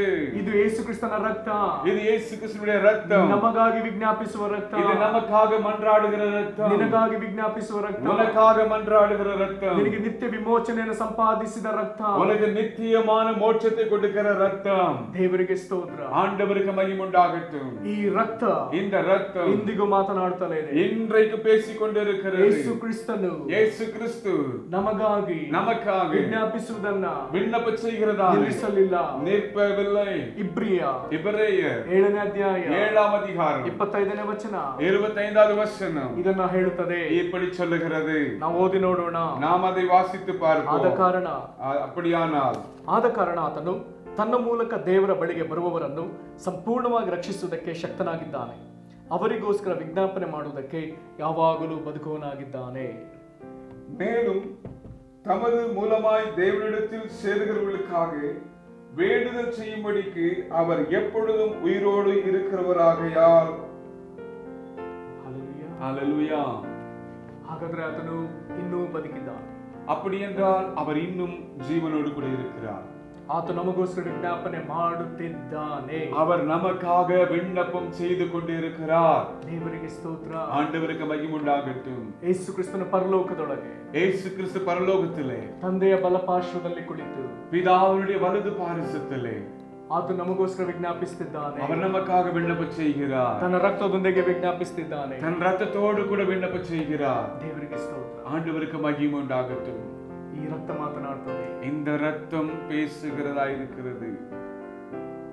ಹಾಗಾದ್ರೆ அப்படி என்றால் ಯೇಸು ಕ್ರಿಸ್ತನ ರಕ್ತ, இயேசு கிறிஸ்துவின் ரத்தம் ಹಿತವನ್ನು ಮಾತನಾಡುವುದಾದರೆ, நன்மையை பேசுமானா, ಒಬ್ಬ ಕೊಲೆಗಾರನ ಜೀವಿತಕ್ಕೆ ಅದು ವಿಜ್ಞಾಪನೆ ಮಾಡುವುದಾದರೆ, ஒரு கொலைக்காரனுடைய வாழ்க்கைக்கு அது பரிந்து பேசுமானா, ಹಾಗಾದ್ರೆ ಅವನ ಜೀವಿತ ಬದಲಾಗಲೇಬೇಕು. அப்படி என்றால் அவனுடைய வாழ்க்கை மாறியாக வேண்டும். ಪರಲೋಕದ ದೇವರು, பரலோகத்தினுடைய தேவன் ಇಂಥ ಒಂದು ಸಂದರ್ಭವನ್ನ, இந்த ஒரு சூழ்நிலையை ಆತನು ಸತ್ಯವೇದದಲ್ಲಿ ಬರೆಸಿಟ್ಟಿದ್ದಾನೆ. சத்தியவேதத்தில் எழுதி வைத்திருக்கிறார். ಅಪೊಸ್ತಲ ಕೃತ್ಯ அப்போஸ்தலர் நடபடிகள் 7ನೇ ಅಧ್ಯಾಯದಲ್ಲಿ 7ஆம் அதிகாரம் ಸಭೆಯ ಚರಿತ್ರೆಯಲ್ಲಿ சபையினுடைய சரித்திரத்திலே ಮೊಟ್ಟ ಮೊದಲ ರಕ್ತ ಸಾಕ್ಷಿ முதலாவது ரத்த சாட்சி ಸ್ಟೆಫನನ ಕುರಿತು ಬರೆದಿದೆ. ஸ்தேவானை குறித்து பேசுகிறது. ಸ್ಟೆಫನನ ಮೇಲೆ, ஸ்தேவான் மேலே ಯಹೂದ್ಯರೆಲ್ಲರೂ யூதர்கள் எல்லாரும் ಕೋಪಗೊಂಡಿದ್ದಾರೆ. கோபம் கொண்டிருந்தார்கள். ಅನೇಕರು ಆತನನ್ನು ಕೊಲ್ಲುವುದಕ್ಕೆ ಮುಂದೆ ಬಂದಿದ್ದಾರೆ. அநேகர் அவனை கொலை செய்யும்படியாக வந்தார்கள். ಅವರ ಕೈಗಳಲ್ಲಿ ಕಲ್ಲುಗಳವೆ, அவர்கள் கைகளில் கற்கள் இருக்கிறது. ಕಲ್ಲು ಬೀಸುವವರು ತಮ್ಮ ಮೇಲಂಗಿಯನ್ನ ಬಿಚ್ಚಿಟ್ಟಿದ್ದಾರೆ. கல்லுகளை அடிக்கிறவர்கள் தங்கள் மேல் அங்கிகளை அவிழ்த்து வைத்திருக்கிறார்கள். ಅವರೆಲ್ಲರಿಗೆ ನಾಯಕನಾಗಿ ಒಬ್ಬ ಯವನಸ್ಥನು ನಿಂತಿದ್ದಾನೆ. அவர் எல்லாருக்கும் நாயகனாய் ஒரு வாலிபன் முன்னே நின்று கொண்டிருக்கிறான். ಆ ಕಲ್ಲು ಎಸೆದು ಕೊಲ್ಲುವವರಿಗೆ ಒಬ್ಬನು ಹೊಣೆಯಾಗಿ ನಿಂತಿದ್ದಾನೆ. அந்த கற்களை எடுத்து எரிகிறவர்களுக்கு ஒரு நாயகன் அந்த இடத்தில் நின்று கொண்டிருக்கிறான். ಅವನು ಯವನಸ್ಥನಾದ ಸೌಲ. அவன் வாலிபனாದ சவுலா இருக்கிறான். ಈಗ ಸ್ಟೆಫನನ ಮೇಲೆ ಕಲ್ಲುಗಳು, இப்பொழுது ஸ்தேவான் மேலே கல்லுகள், ಅನೇಕ ಕಲ್ಲುಗಳು ಬೀಳುತ್ತಿರುವಾಗ, ಅನೇಕ ಕற்கள் ಅವನ ಮೇಲೆ விழும் பொழுது, ಆ ಪೆಟ್ಟಿಗೆ, அந்த வலிக்கு ಗಾಬರಿಗೊಳ್ಳದ ಸ್ಟೆಫನ, அவன் ஆச்சரியப்படாத ஸ்தேவான், ಭಯಪಡದ ಸ್ಟೆಫನ, பயப்படாதிருந்த ஸ்தேவான் ಪರಲೋಕವನ್ನು ನೋಡುತ್ತಾನೆ, பரலோகத்தை பார்க்கிறான். ಆತನು ದೇವರನ್ನ ಪ್ರಾರ್ಥಿಸುತ್ತಾನೆ. அவன் தேவனிடத்தில் ஜெபிக்கிறான். ತಂದೆಯವರನ್ನ ಕ್ಷಮಿಸು ಎಂಬುದಾಗಿ ಹೇಳ್ತಾನೆ. பிதாவே அவர்களை மன்னியும் என்று சொல்லுகிறான். ಈ ಅಪರಾಧ ಅವರ ಮೇಲೆ ಬರಬಾರದು ಎಂಬುದಾಗಿ ಹೇಳ್ತಾನೆ. இந்த இரத்த பழி அவர்கள் மேல் வரக்கூடாது என்று சொல்லுகிறான். ದೇವರು ಪ್ರಾರ್ಥನೆಯನ್ನು ಕೇಳಿದ್ದಾನೋ? தேவன் இந்த ஜெபத்தை கேட்டாரோ? ದೇವರು ಇದನ್ನು ಕೇಳಿದ್ದಾನೆ. நிச்சயமா தேவன் இதை கேட்டார். ಸ್ಟೆಫನನೊಳಗೆ ಪ್ರಾರ್ಥನೆ ಹೇಗೆ ಬಂತು? ஸ்தேவானுடைய ஜெபம் எப்படி வந்தது? ಓ ಯೇಸು ಕ್ರಿಸ್ತನ ರಕ್ತವನ್ನ ಸೇವಿಸಿದ ಸ್ಟೆಫನ, ಯೇಸು ಕ್ರಿಸ್ತனுடைய ரத்தத்தை சேவித்த ஸ்தேவான், ಆತನೊಳಗಿಂದ ಕ್ರಿಸ್ತನ ರಕ್ತದ ಕೂಗು, அவனுக்குள்ளிருந்ததான கிறிஸ்துவினுடைய ரத்தத்தின் சத்தம், ಓ ಆ ರಕ್ತ ಸ್ಟೆಫನನೊಳಗಿಂದ ತಂದೆಯವರನ್ನ ಕ್ಷಮಿಸು ಎಂಬುದಾಗಿ ಹೇಳ್ತಾರೆ. அந்த கிறிஸ்துவினுடைய ரத்தம் ஸ்தேவானுக்குள்ளிருந்த ஆண்டவரே அவர்களை மன்னியும் என்று கேட்கிறார். ಇವನನ್ನು ಕೊಲ್ಲುವವರ ಮೇಲೆ ದೇವರ ಕನಿಕರವನ್ನು ಬೇಡುತ್ತಾರೆ. இவனை கொல்ல நினைக்கிறவர்கள் மேலே தேவனே உம்முடைய இரக்கம் அவர்கள் மேல் வரட்டும் என்று சொல்லுகிறார். ಕನಿಕರ ಬೇಡುವ ರಕ್ತ, கிருபை கேட்கிற ரத்தம், ಕ್ಷಮಾಪಣೆ ಕೇಳುವ ರಕ್ತ, மன்னிப்பு கேட்கிற ரத்தம். ದೇವರಿಗೆ ಸ್ತೋತ್ರ. ஆண்டவருக்கு மகிமை. ಪೌಲನು ತಾನೇ ಹೇಳುವಂತೆ, பவுலன் தான் சொல்லுவது போல, ಈ ಸೌಲನಾಗಿದ್ದ ಪೌಲ, இந்த சவுலாயிருந்த பவுல், ಆತನು ಹೇಳುತ್ತಾನೆ, அவன் சொல்லுகிறான், ನಾನೊಬ್ಬ ಕೊಲೆಗಾರನಾಗಿದ್ದೇನೆ, நான் ஒரு கொலை செய்தவனாயிருக்கிறேன். ಆದ್ರೆ ಇದೇ ಕೊಲೆಗಾರನಾಗಿದ್ದ ಸೌಲ, இதே கொலைகாரனாயிருந்த சவுல், ಪ್ರಪಂಚ ಕಂಡಂತ ಅತಿ ಶ್ರೇಷ್ಠನಾದ ಅಪೊಸ್ತಲ, உலகத்தை எதிர்நோக்கி கொண்டிருந்த ஒரு நல்ல அப்போஸ்தலன். ದೇವರಿಗೆ ಸ್ತೋತ್ರ. ஆண்டவருக்கு மகிமை உண்டாகட்டும். ಆತನನ್ನ ದೇವರು ಅನೇಕ ವಿಧದಲ್ಲಿ ಉಪಯೋಗಿಸಿದ್ದಾನೆ. தேவன் அந்த பவுலை தேவன் அநேக விதத்தில் பயன்படுத்தினார். ದೇವರಿಗೆ ಸ್ತೋತ್ರ. ஆண்டவருக்கு மகிமை உண்டாகட்டும். ಇದು ಸಾಧ್ಯವಾದದ್ದು ಹೇಗೆ? இது எப்படி முடியும்? ಸ್ಟೆಫನನೊಳಗೆ ಕ್ರಿಸ್ತನ ರಕ್ತದ ಕೂಗು, ஸ்தேவானுக்குள்ள கிறிஸ்துவினுடைய ரத்தத்தின் சத்தம். ಓ ಪೌಲನನ್ನ ನಿತ್ಯ ನಾಶನಕ್ಕೆ ತಳ್ಳದೆ, ஓ பவுலை நித்திய அழிவுக்குள்ளே தள்ளாதபடிக்கு ದೇವರು ಈತನನ್ನ, தேவன் இவனை ನಿತ್ಯ ವಿಮೋಚನೆಗೆ ಪಾತ್ರನನ್ನಾಗಿ ಮಾಡಿದ್ದಾನೆ. நித்திய அழிவுக்குள்ள பாத்திரவான தேவன் மாற்றினார். ದೇವರಿಗೆ ಸ್ತೋತ್ರ. ஆண்டவருக்கு மகிமை. ಇಂಥ ಕೃಪೆ ಸ್ಟೆಫನಿಗೆ ಮಾತ್ರವೋ? இந்த கிருபை ஸ்தேவானுக்கு மட்டுமோ? ಇಲ್ಲ, இல்லை, ನಮ್ಮೆಲ್ಲರಿಗೂ. நம் எல்லோருக்கும். ನಾವೆಲ್ಲರೂ ಯಾಜಕರೇ, நாம் எல்லோரும் ஆசாரியர்களே. ಯೇಸು ಕ್ರಿಸ್ತನ ರಕ್ತದಿಂದ ತೊಳೆಯಲ್ಪಟ್ಟವರೆಲ್ಲರೂ, ಯೇಸು ಕ್ರಿಸ್ತುವಿನ ರಕ್ತத்தாலே ಕಳುವப்பட்ட அத்தனை பேரும், ಯೇಸು ಕ್ರಿಸ್ತನ ರಕ್ತದಿಂದ ಕೊಂಡುಕೊಳ್ಳಲ್ಪಟ್ಟ ಎಲ್ಲರೂ, ಯೇಸು ಕ್ರಿಸ್ತುವಿನ ரத்தத்தினால சம்பாதிக்கப்பட்ட நம்ம எல்லாரும், ನಾವು ಅರಸರು, ಯಾಜಕರೇ, நாம் ராஜாக்களும் ஆசாரியர்களாய் இருக்கிறோம். ಯಾಜಕರೆಲ್ಲರೂ ಪ್ರಾರ್ಥಿಸತಕ್ಕವರು, ஆசாரியர்கள் எல்லாரும் ஜெபிக்கிறவர்களே, ಅವರು ವಿಜ್ಞಾಪಿಸತಕ್ಕವರು, அவர்கள் விண்ணப்பிக்கிறவர்களே. ಇದಕ್ಕಾಗಿ ದೇವರು ನಮ್ಮನ್ನು ಸ್ಥಾಪಿಸಿದ್ದಾನೆ. இதற்காகவே தேவன் நம்மை ஸ்தாபித்திருக்கிறார். ದೇವರಿಗೆ ಸ್ತೋತ್ರ. ஆண்டவருக்கு மகிமை. ಯಾವ ರಕ್ತ ನಮ್ಮನ್ನು ಶುದ್ಧೀಕರಿಸಿತೋ, எந்த ரத்தம் நம்மை சுத்தமாக்கினதோ, ಯಾವ ರಕ್ತ ನಮ್ಮನ್ನು ಕೊಂಡುಕೊಂಡಿತೋ, எந்த ரத்தம் நம்மை விலைக்கரமாய் வாங்கிக் கொண்டதோ, ಯಾವ ರಕ್ತ ನಮ್ಮನ್ನು ಯಾಜಕರನ್ನಾಗಿ ಮಾರ್ಪಡಿಸಿತೋ, எந்த ரத்தம் நம்மை ஆசாரிகளை மாற்றினதோ, ಆ ರಕ್ತ ನಮ್ಮೊಳಗಿಂದ ಕೂಗುತ್ತದೆ. அந்த ரத்தம் நம்மிடத்திலிருந்து கூப்பிடுகிறது. ನಮ್ಮ ವಿಜ್ಞಾಪನೆಗಳೊಳಗೆ ದೇವರೇ ಕನಿಕರಿಸು ಎನ್ನುವಂತ ಮಾತಿದೆ. நம்முடைய விண்ணப்பங்களுக்கு ஆண்டவரே மன்னியும் என்கிற சத்தம் இருக்கிறது. ನಮ್ಮ ವಿಜ್ಞಾಪನೆಯೊಳಗೆ ದೇವರೇ ಕನಿಕರಿಸು ಎನ್ನುವಂತ ಕೂಗಿದೆ. நம்முடைய ஜெபங்களில் ஆண்டவரே மன்னியும் என்று சொல்கிற சத்தம் இருக்கிறது. ದೇವರಿಗೆ ಸ್ತೋತ್ರ. ஆண்டவருக்கு மகிமை. ಈ ಮೂರು ಸಂಗತಿಗಳು ನಮ್ಮಲ್ಲಿ ಕಾರ್ಯ ಮಾಡಲಿ. இந்த மூன்று காரியங்கள் நம்மிடத்தில் கிரியை செய்யட்டும். 1 ಕೊರಿಂಥ 1 கொரிந்தியர் 2ನೇ ಅಧ್ಯಾಯ 2ாம் அதிகாரம் 16ನೇ ವಚನ 16வது வசனம் ಹೀಗೆ ಹೇಳ್ತದೆ, இப்படி சொல்லுகிறது, ನಮಗಾದರೂ எங்களுக்கோ ಕ್ರಿಸ್ತನ ಮನಸ್ಸು கிறிஸ்துவின் சிந்தை ದೊರಕಿತು. உண்டாயிருக்கிறது. ಓ, ಇದು ಸೇಡು ತೀರಿಸಿಕೊಳ್ಳುವ ಮನಸ್ಸಲ್ಲ, இது பழிவாங்குற மனது அல்ல, ದೇವರ ಕನಿಕರಕ್ಕಾಗಿ ಹಂಬಲಿಸುವ ಮನಸ್ಸು. தேவனுடைய இரக்கத்துக்காக பரிந்து பேசுகிறது. ಎಲ್ಲರೂ ದೇವರ ಮಕ್ಕಳಾಗಬೇಕೆಂದು ಬಯಸುವ ಮನಸ್ಸು. ಎಲ್ಲರೂ தேவனுடைய பிள்ளைகளாக நினைக்கிறது. ಎಲ್ಲರೂ ದೇವರ ಪ್ರೀತಿಯೊಳಗೆ ಬರಬೇಕೆನ್ನುವ ಮನಸ್ಸು. ಎಲ್ಲರೂ கிறிஸ்துவினுடைய அன்புக்குள்ள வர வேண்டும் என்று விரும்புகிறது. ಇದು ಕ್ರಿಸ್ತನ ಮನಸ್ಸು. இது கிறிஸ்துவினுடைய இருதயம். ಕ್ರಿಸ್ತನ ರಕ್ತ, கிறிஸ்துவினுடைய ரத்தம், ದೇವರ ಕನಿಕರ ಬೇಡುವ ರಕ್ತ, தேவனுடைய இரக்கத்தை வேண்டுகிற ரத்தம், ದೇವರ ಕ್ಷಮಾಪಣೆ ಬೇಡುವ ರಕ್ತ, தேவனுடைய மன்னிப்பை கேட்கிற ரத்தம். ಇದರ ಜೊತೆಗೆ இதோடு கூட ಇನ್ನೊಂದು ಅದ್ಭುತವಾದ ವಚನ, இன்னொரு அற்புதமான ஒரு வசனம், ರೋಮ 8 ರೋಮರ್ 8ನೇ ಅಧ್ಯಾಯ 26ನೇ ವಚನ. 26வது ವಚನ. ಪವಿತ್ರಾತ್ಮ ನಮ್ಮೊಳಗೆ ಪರಿಶುದ್ಧಾವಿಯನ್ನು ನಮக்குள்ளே ಮಾತಿಲ್ಲದ ನರಳಾಟದಲ್ಲಿ ವಿಜ್ಞಾಪಿಸುವವನು, பெருமூச்சுகளோடு கூட மன்றாடுகிறவராய் இருக்கிறார். ಓ ಆತನು ಮಾತಿಲ್ಲದ ನರಳಾಟದಲ್ಲಿ ವಿಜ್ಞಾಪಿಸುವ, அவர் பெருமூச்சுகளோடு கூட அவர் மன்றாடுகிறார். ದೇವ ಜನರಿಗಾಗಿ ಪ್ರಾರ್ಥಿಸುವವನು, தேவ ஜனங்களுக்காக ஜெபிக்கிறார். ದೇವರ ಚಿತ್ತಾನುಸಾರವಾಗಿ ಪ್ರಾರ್ಥಿಸುವ, தேவனுடைய சித்தத்துக்கு அனுகுணமாய் ஜெபிக்கிறார். ಸಭೆಯೊಳಗಿರುವ ದೇವ ಜನರು ಮಾತ್ರವಲ್ಲ, சபையில் இருக்கிற தேவ ஜனங்கள் மட்டுமல்ல, ಇನ್ನೂ ರಕ್ಷಣೆ ಹೊಂದಬೇಕಾದ ಅನೇಕ ದೇವ ಜನರು ಹೊರಗೆ ಪ್ರಪಂಚದಲ್ಲಿದ್ದಾರೆ. இன்னும் ரட்சிக்கப்படாத அநேக ஜனங்கள் உலகத்தில் இருக்கிறார்கள். ಅವರು ಸುಮ್ಮನೆ ಲೋಕದ ಜನರಲ್ಲ, அவர் சும்மா உலகத்தின் ஜனங்கள் அல்ல, ರಕ್ಷಣೆ ಹೊಂದಬೇಕಾದ ದೇವ ಜನರು. அவர்கள் ரட்சிக்கப்பட வேண்டியதான தேவ ஜனங்களாய் இருக்கிறார்கள். ಇವರಿಗಾಗಿ ವಿಜ್ಞಾಪಿಸುವವರು ಯಾರು? இவர்களுக்காக விண்ணப்ப செய்கிறவர்கள் யார் இருக்கிறார்கள்? ವಿಜ್ಞಾಪಿಸುವ ಆತ್ಮನಿದ್ದಾನೆ. ஓ, விண்ணப்பிக்கிற ஆவியானவர் இருக்கிறார். ಕ್ರಿಸ್ತನ ಮನಸ್ಸಿದೆ, கிறிஸ்துவுடைய இருதயம் இருக்கிறது, ಯೇಸು ಕ್ರಿಸ್ತನ ರಕ್ತವಿದೆ, இயேசு கிறிஸ்துவின் ரத்தம் இருக்கிறது. ಆದರೆ ವಿಜ್ಞಾಪಿಸುವವರು ಯಾರು? ஆனால் விண்ணப்ப செய்கிறவர்கள் யார்? ಭೂಮಿಯ ಮೇಲಿಂದ ಒಂದು ಕೂಗು ಹೋಗಲೇಬೇಕು. பூமியில் இருந்து ஒரு சத்தம் பரலோகத்துக்கு போக வேண்டும். ಈ ಕೂಗು ನಿನ್ನೊಳಗಿಂದಲೇ ಬರಬೇಕು. இந்த சத்தம் உன்னிடத்திலிருந்தே வர வேண்டும். ನೀನೇ ವಿಜ್ಞಾಪಿಸಬೇಕು. நீயே விண்ணப்ப செய்ய வேண்டும். ಹೇಗೆ ವಿಜ್ಞಾಪಿಸುತ್ತೀ? எப்படி விண்ணப்ப செய்கிறார்? ಕ್ರಿಸ್ತನ ಮನಸ್ಸನ್ನು ಧರಿಸಿಕೊಂಡು, கிறிஸ்துவுடைய இருதயத்தை தரித்துக் கொண்டு, ಯೇಸುವಿನ ರಕ್ತ ಒಳಗಿಂದ, இயேசுவுடைய ரத்தத்துள்ளிருந்து ಮತ್ತು ನಮ್ಮೊಳಗಿಂದ ಪವಿತ್ರ ಆತ್ಮ, மறுபடியும் நமக்குள்ள இருக்கிற பரிசுத்த ஆவியானவர் மூலமாக. ಹಾಗಾದ್ರೆ ವಿಜ್ಞಾಪಿಸುವ ಆತ್ಮನು, அப்படி என்றால் விண்ணப்ப செய்கிற ஆவியானவர், ವಿಜ್ಞಾಪಿಸುವ ರಕ್ತ, ஓ விண்ணப்பிக்கிற ரத்தம், ವಿಜ್ಞಾಪಿಸುವ ಕ್ರಿಸ್ತನ ಮನಸ್ಸು, விண்ணப்பிக்கிறதான கிறிஸ்துவுடைய இருதயம், ಇದು ನಿನ್ನೊಳಗೆ ಬರುವಾಗ, இது உன்னிடத்தில் வரும் பொழுது, ಇದು என்னೊಳಗೆ ಬರುವಾಗ, இது என்னிடத்தில் வரும் பொழுது, ಓ ಇದು ನಮ್ಮೊಳಗೆ ಅದು ಪರಲೋಕವನ್ನು ನೋಡಿ ಕೂಗ್ತದೆ. ஓ நமக்குள்ளிருந்து இது பரலோகத்தை நோக்கி கூப்பிடுகிறது. ಇದು ಹೇಬೆಲ್ನ ರಕ್ತದ ಕೂಗಲ್ಲ, இது ஆபேலுடைய ரத்தம் அல்ல, ಇದು ದೇವರ ಕೋಪವನ್ನು ಬೇಡುವ ರಕ್ತವಲ್ಲ, இது தேவனுடைய கோபத்தை வருவிக்கிற ரத்தம் அல்ல, ಇದು ದೇವರ ದಂಡನೆ ಬರಮಾಡುವ ರಕ್ತವಲ್ಲ, இது தேவனுடைய தண்டனை வருவிக்கிற ரத்தம் அல்ல, ಇದು ದೇವರ ಕನಿಕರವನ್ನು, இது தேவனுடைய இரக்கத்தையும், ಇದು ದೇವರ ಕ್ಷಮಾಪಣೆಯನ್ನು, தேவனுடைய மன்னிப்பையும் ಎಲ್ಲಾ ಮನುಷ್ಯರ ಮೇಲೆ ಬರಮಾಡುವ ರಕ್ತ, எல்லா மனுஷர் மேல வருவிக்கிற ரத்தம். ಇದಕ್ಕಾಗಿ ದೇವರಿಗೆ ನೀನು ಬೇಕು, இதுக்காக தேவனுக்கு நீ தேவை. ಈ ಕ್ರಿಸ್ತನ ಮನಸ್ಸನ್ನು ಆತ ನಿನ್ನ ಮೇಲೆ ಇಡುವುದಕ್ಕೆ ಈಗ ಮನಸ್ಸುಳ್ಳವನಾಗಿದ್ದಾನೆ. இந்த கிறிஸ்துவினுடைய இருதயம் உன் மேல வைக்க தேவன் இப்பொழுது விரும்புகிறார். ಈ ರಕ್ತದ ಕೂಗು ಸ್ಟೆಫನ್ ಅಂತ ನಿನ್ನೊಳಗೆ ಕೂಗುವುದನ್ನು ದೇವರು ಬಯಸುತ್ತಿದ್ದಾನೆ. இதே போல ஸ்தேவானை போல கத்துகிற இயேசுவினுடைய ரத்த தேவன் உன்னை எதிர்நோக்கி பார்த்திருக்கிறார். ಓ ನಿನ್ನೊಳಗೆ ಪ್ರಾರ್ಥಿಸುವುದಕ್ಕೆ ಪವಿತ್ರಾತ್ಮನ ತವಕದಿಂದ ಕಾಯುತ್ತಿದ್ದಾನೆ. ஓ உனக்குள்ளிருந்து ஜெபம் வரும் என்று சொல்லி பரிசுத்த ஆவியானவர் காத்துக் கொண்டிருக்கிறார். ಓ ಪವಿತ್ರಾತ್ಮನಿಗೆ ಬಿಟ್ಟುಕೊಡು, ஓ பரிசுத்த ஆவியானவருக்கு உன்னை விட்டுக்கொடு, ಕ್ರಿಸ್ತನಿಗೆ ಬಿಟ್ಟುಕೊಡು, கிறிஸ்துவுக்கு உன்னை விட்டுக்கொடு. ಈ ಕಾಲಕ್ಕೆ, இந்த காலத்திற்கு, ಇಂಥ ಸಂದರ್ಭಕ್ಕೆ, இந்த சூழ்நிலைக்கு ಎಸ್ತರಳಂತೆ எஸ்தரை போல ಅರಸನಾಗಿಯೂ, அரச ராஜாவாகவும், ಯಾಜಕನಾಗಿಯೂ, ஆசாரியனாகவும் ಭೂಮಿಯ ಮೇಲೆ ಇದೆಯಲ್ಲ, பூமி மேல இருக்கிறாயே. ಪ್ರಾರ್ಥಿಸತಕ್ಕವನು ನೀನೇ, ஜெபிக்க வேண்டியவன் நீயே, ಪ್ರಾರ್ಥಿಸತಕ್ಕವಳು ನೀನೇ, ஜெபிக்க வேண்டியவள் நீயே. ಕರ್ತನಿಗೆ ಬೇಕಾದುದನ್ನು ಕೊಡು, கர்த்தருக்கு தேவையானது கொடு. ನಿನ್ನ ಆಯ್ಕೆ ನಿನಗೆ ಬೇಡ.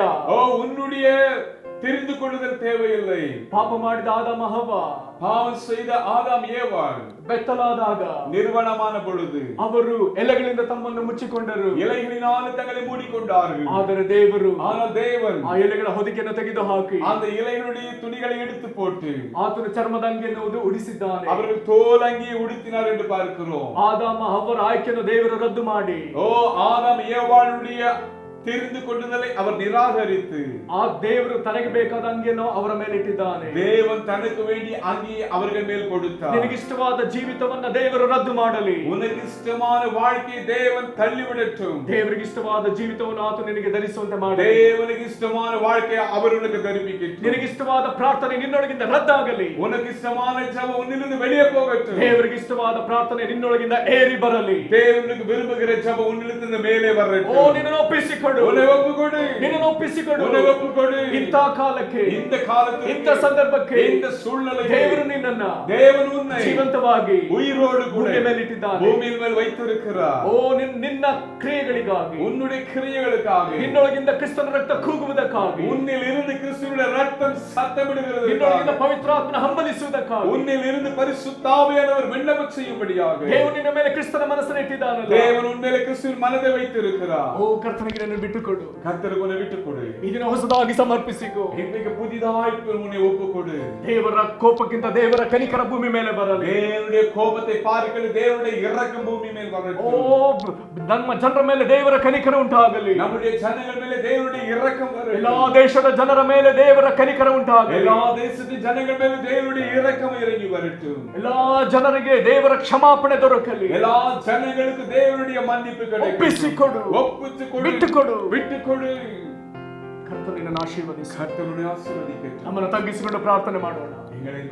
நம்மை தாழ்த்தி நாம் ஜெபிப்போம். ಪರಲೋಕ ತಂದೆ, பரலோக தகப்பனே, ಪರಲೋಕ ತಂದೆ, பரலோக தகப்பனே, ನಮ್ಮ ಆದ್ಯತೆಗಳನ್ನ, எங்களுடைய எண்ணங்களை, ನಮ್ಮ ಚಿತ್ತವನ್ನ, எங்களுடைய சித்தங்களை ನಾವು ಶಿಲುಬೆಯಲ್ಲಿ ಜಡಿದು நாங்கள் சிலுவையில் அறிந்து ಏಸಪ್ಪ, ஏசப்பா ನಿನ್ನ ಚಿತ್ತವನ್ನು ಒಪ್ಪಿಕೊಳ್ಳುತ್ತೇವೆ. உம்முடைய சித்தத்தை நாங்கள் ஏற்றுக்கொள்வோம். ಪರಲೋಕ ತಂದೆ, பரலோக தகப்பனே, ಯೇಸು ಕ್ರಿಸ್ತನಲ್ಲಿ இயேசு கிறிஸ்துவுக்குள்ளே ನಿನ್ನ ಚಿತ್ತಕ್ಕೆ ನಮ್ಮನ್ನು ಒಪ್ಪಿಸಿಕೊಡುತ್ತೇವೆ. உம்முடைய சித்தத்துக்கு எங்களை ஒப்பு கொடுக்கிறோம். ಪರಿಶುದ್ಧಾತ್ಮನಾದ ದೇವರೇ, பரிசுத்த ஆவியானவரே, ಯೇಸು ಕ್ರಿಸ್ತನಲ್ಲಿ இயேசு கிறிஸ்துவுக்குள்ளே ನೀನು ನಮ್ಮೊಳಗೆ ವಿಜ್ಞಾಪಿಸುವಂತೆ நீர் எங்களுக்குள்ளே விண்ணப்ப செய்யும்படியாய் ನಮ್ಮನ್ನು ಒಪ್ಪಿಸಿಕೊಡುತ್ತೇವೆ. எங்களை ஒப்பு கொடுக்கிறோம். ಪರಲೋಕ ತಂದೆ, பரலோக தகப்பனே, ಕ್ರಿಸ್ತನ ರಕ್ತ கிறிஸ்துவின் ரத்தம் ನನ್ನೊಳಗಿಂದ ವಿಜ್ಞಾಪಿಸಲಿ. எனக்குள்ளிருந்து ஜெபிக்கட்டும். ಭೂಮಿಯಿಂದ ಕೂಗಲಿ. பூமியிலிருந்து கூப்பிடட்டும். ಹೇಬೇಲನಂತ ರಕ್ತದ ಕೂಗನ್ನು ಅಡಗಿಸಲಿ. ஏபேலுடைய சத்தம் அடுங்கட்டும். ಕ್ರಿಸ್ತನ ರಕ್ತದ ಧ್ವನಿ ಪರಲೋಕಕ್ಕೆ ಏರಲಿ. கிறிஸ்துவின் ரத்தம் பரலோகத்துக்கு வரட்டும். ನಮ್ಮನ್ನು ಆಶೀರ್ವದಿಸಿ. எங்களை ஆசீர்வதி. ಇಂಥ ಒಂದು ಕಾರ್ಯಕ್ಕೆ, இந்த ஒரு காரியத்திற்காக, ಇಂಥ ಸಂದರ್ಭದಲ್ಲಿ இந்த சூழ்நிலையிலே ನಮ್ಮನ್ನ ನೇಮಿಸಿದೆಯಲ್ಲ, எங்களை ஆயத்தப்படுத்தி இருக்கிறீர். ನಮ್ಮನ್ನು ಒಪ್ಪಿಸಿಕೊಡುತ್ತೇವೆ. எங்களை ஒப்பு கொடுக்கிறோம். ನಿನ್ನ ಜನರು ನಾಶವಾಗದಿರಲಿ. ஓ ஜனங்கள் அழிந்து போகாமல் இருப்பார்களாக. ನಿತ್ಯ ವಿಮೋಚನೆಯನ್ನ, நம்முடைய ஜனங்கள் நித்திய விமோச்சனத்தை, ರಕ್ಷಣೆಯನ್ನ, ரட்சிப்பை ಹೊಂದಿಕೊಳ್ಳಲಿ. ஓ பெற்றுக்கொள்ளட்டும். ಆಶೀರ್ವದಿಸಿ. ஆசீர்வதியும். ಯೇಸು ಕ್ರಿಸ್ತನ ಹೆಸರಿನಲ್ಲಿ இயேசு கிறிஸ்துவின் நாமத்தினாலே ಬೇಡಿಕೊಳ್ಳುತ್ತೇವೆ ನಮ್ಮ ತಂದೆ. வேண்டிக் கொள்ளுகிறோம் நல்ல தகப்பனே. ಆಮೆನ್, ஆமென், ಆಮೆನ್. ஆமென். ನಾವೆಲ್ಲರೂ ಅಂತ್ಯ ಆಶೀರ್ವಾದ ಹೊಂದಿಕೊಳ್ಳೋಣ. நாம் எல்லோரும் கடைசி ஆசீர்வாதங்களை பெற்றுக்கொள்வோம். ನಮ್ಮ ಕರ್ತನಾದ ಯೇಸು ಕ್ರಿಸ್ತನ ಕೃಪೆಯು, நம்முடைய கர்த்தராகிய இயேசு கிறிஸ்துவின் கிருபையும், ತಂದೆಯಾದ ದೇವರ ಪ್ರೀತಿ, நம்முடைய பிதாவாகிய தேவனுடைய அன்பும், ಪರಿಶುದ್ಧಾತ್ಮನ ಅನ್ಯೋನ್ಯತೆಯು பரிசுத்த ஆவியுடைய அன்பின் ஐக்கியமும் ನಮ್ಮೆಲ್ಲರೊಂದಿಗಿರಲಿ. நம்ம எல்லோரோடு கூட இருக்கட்டும். ಆಮೆನ್. ஆமென். ಕರ್ತನು ನಿಮ್ಮನ್ನು ಆಶೀರ್ವದಿಸಲಿ. கர்த்தருக்குள் ஆசீர்வதி.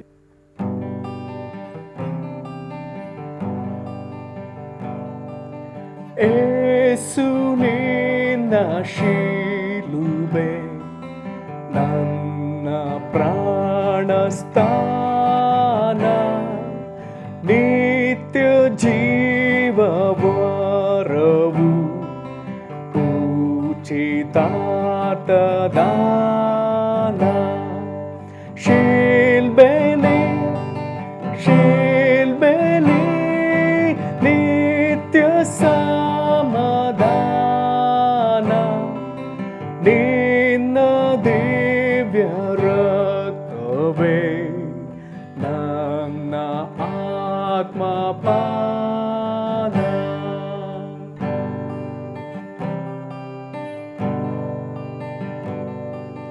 ಅಲ್ಲೇ ನಿಂತು ಧ್ಯಾನಿಪೆ ನಿನ್ನ ಪ್ರೇಮವನ್ನು,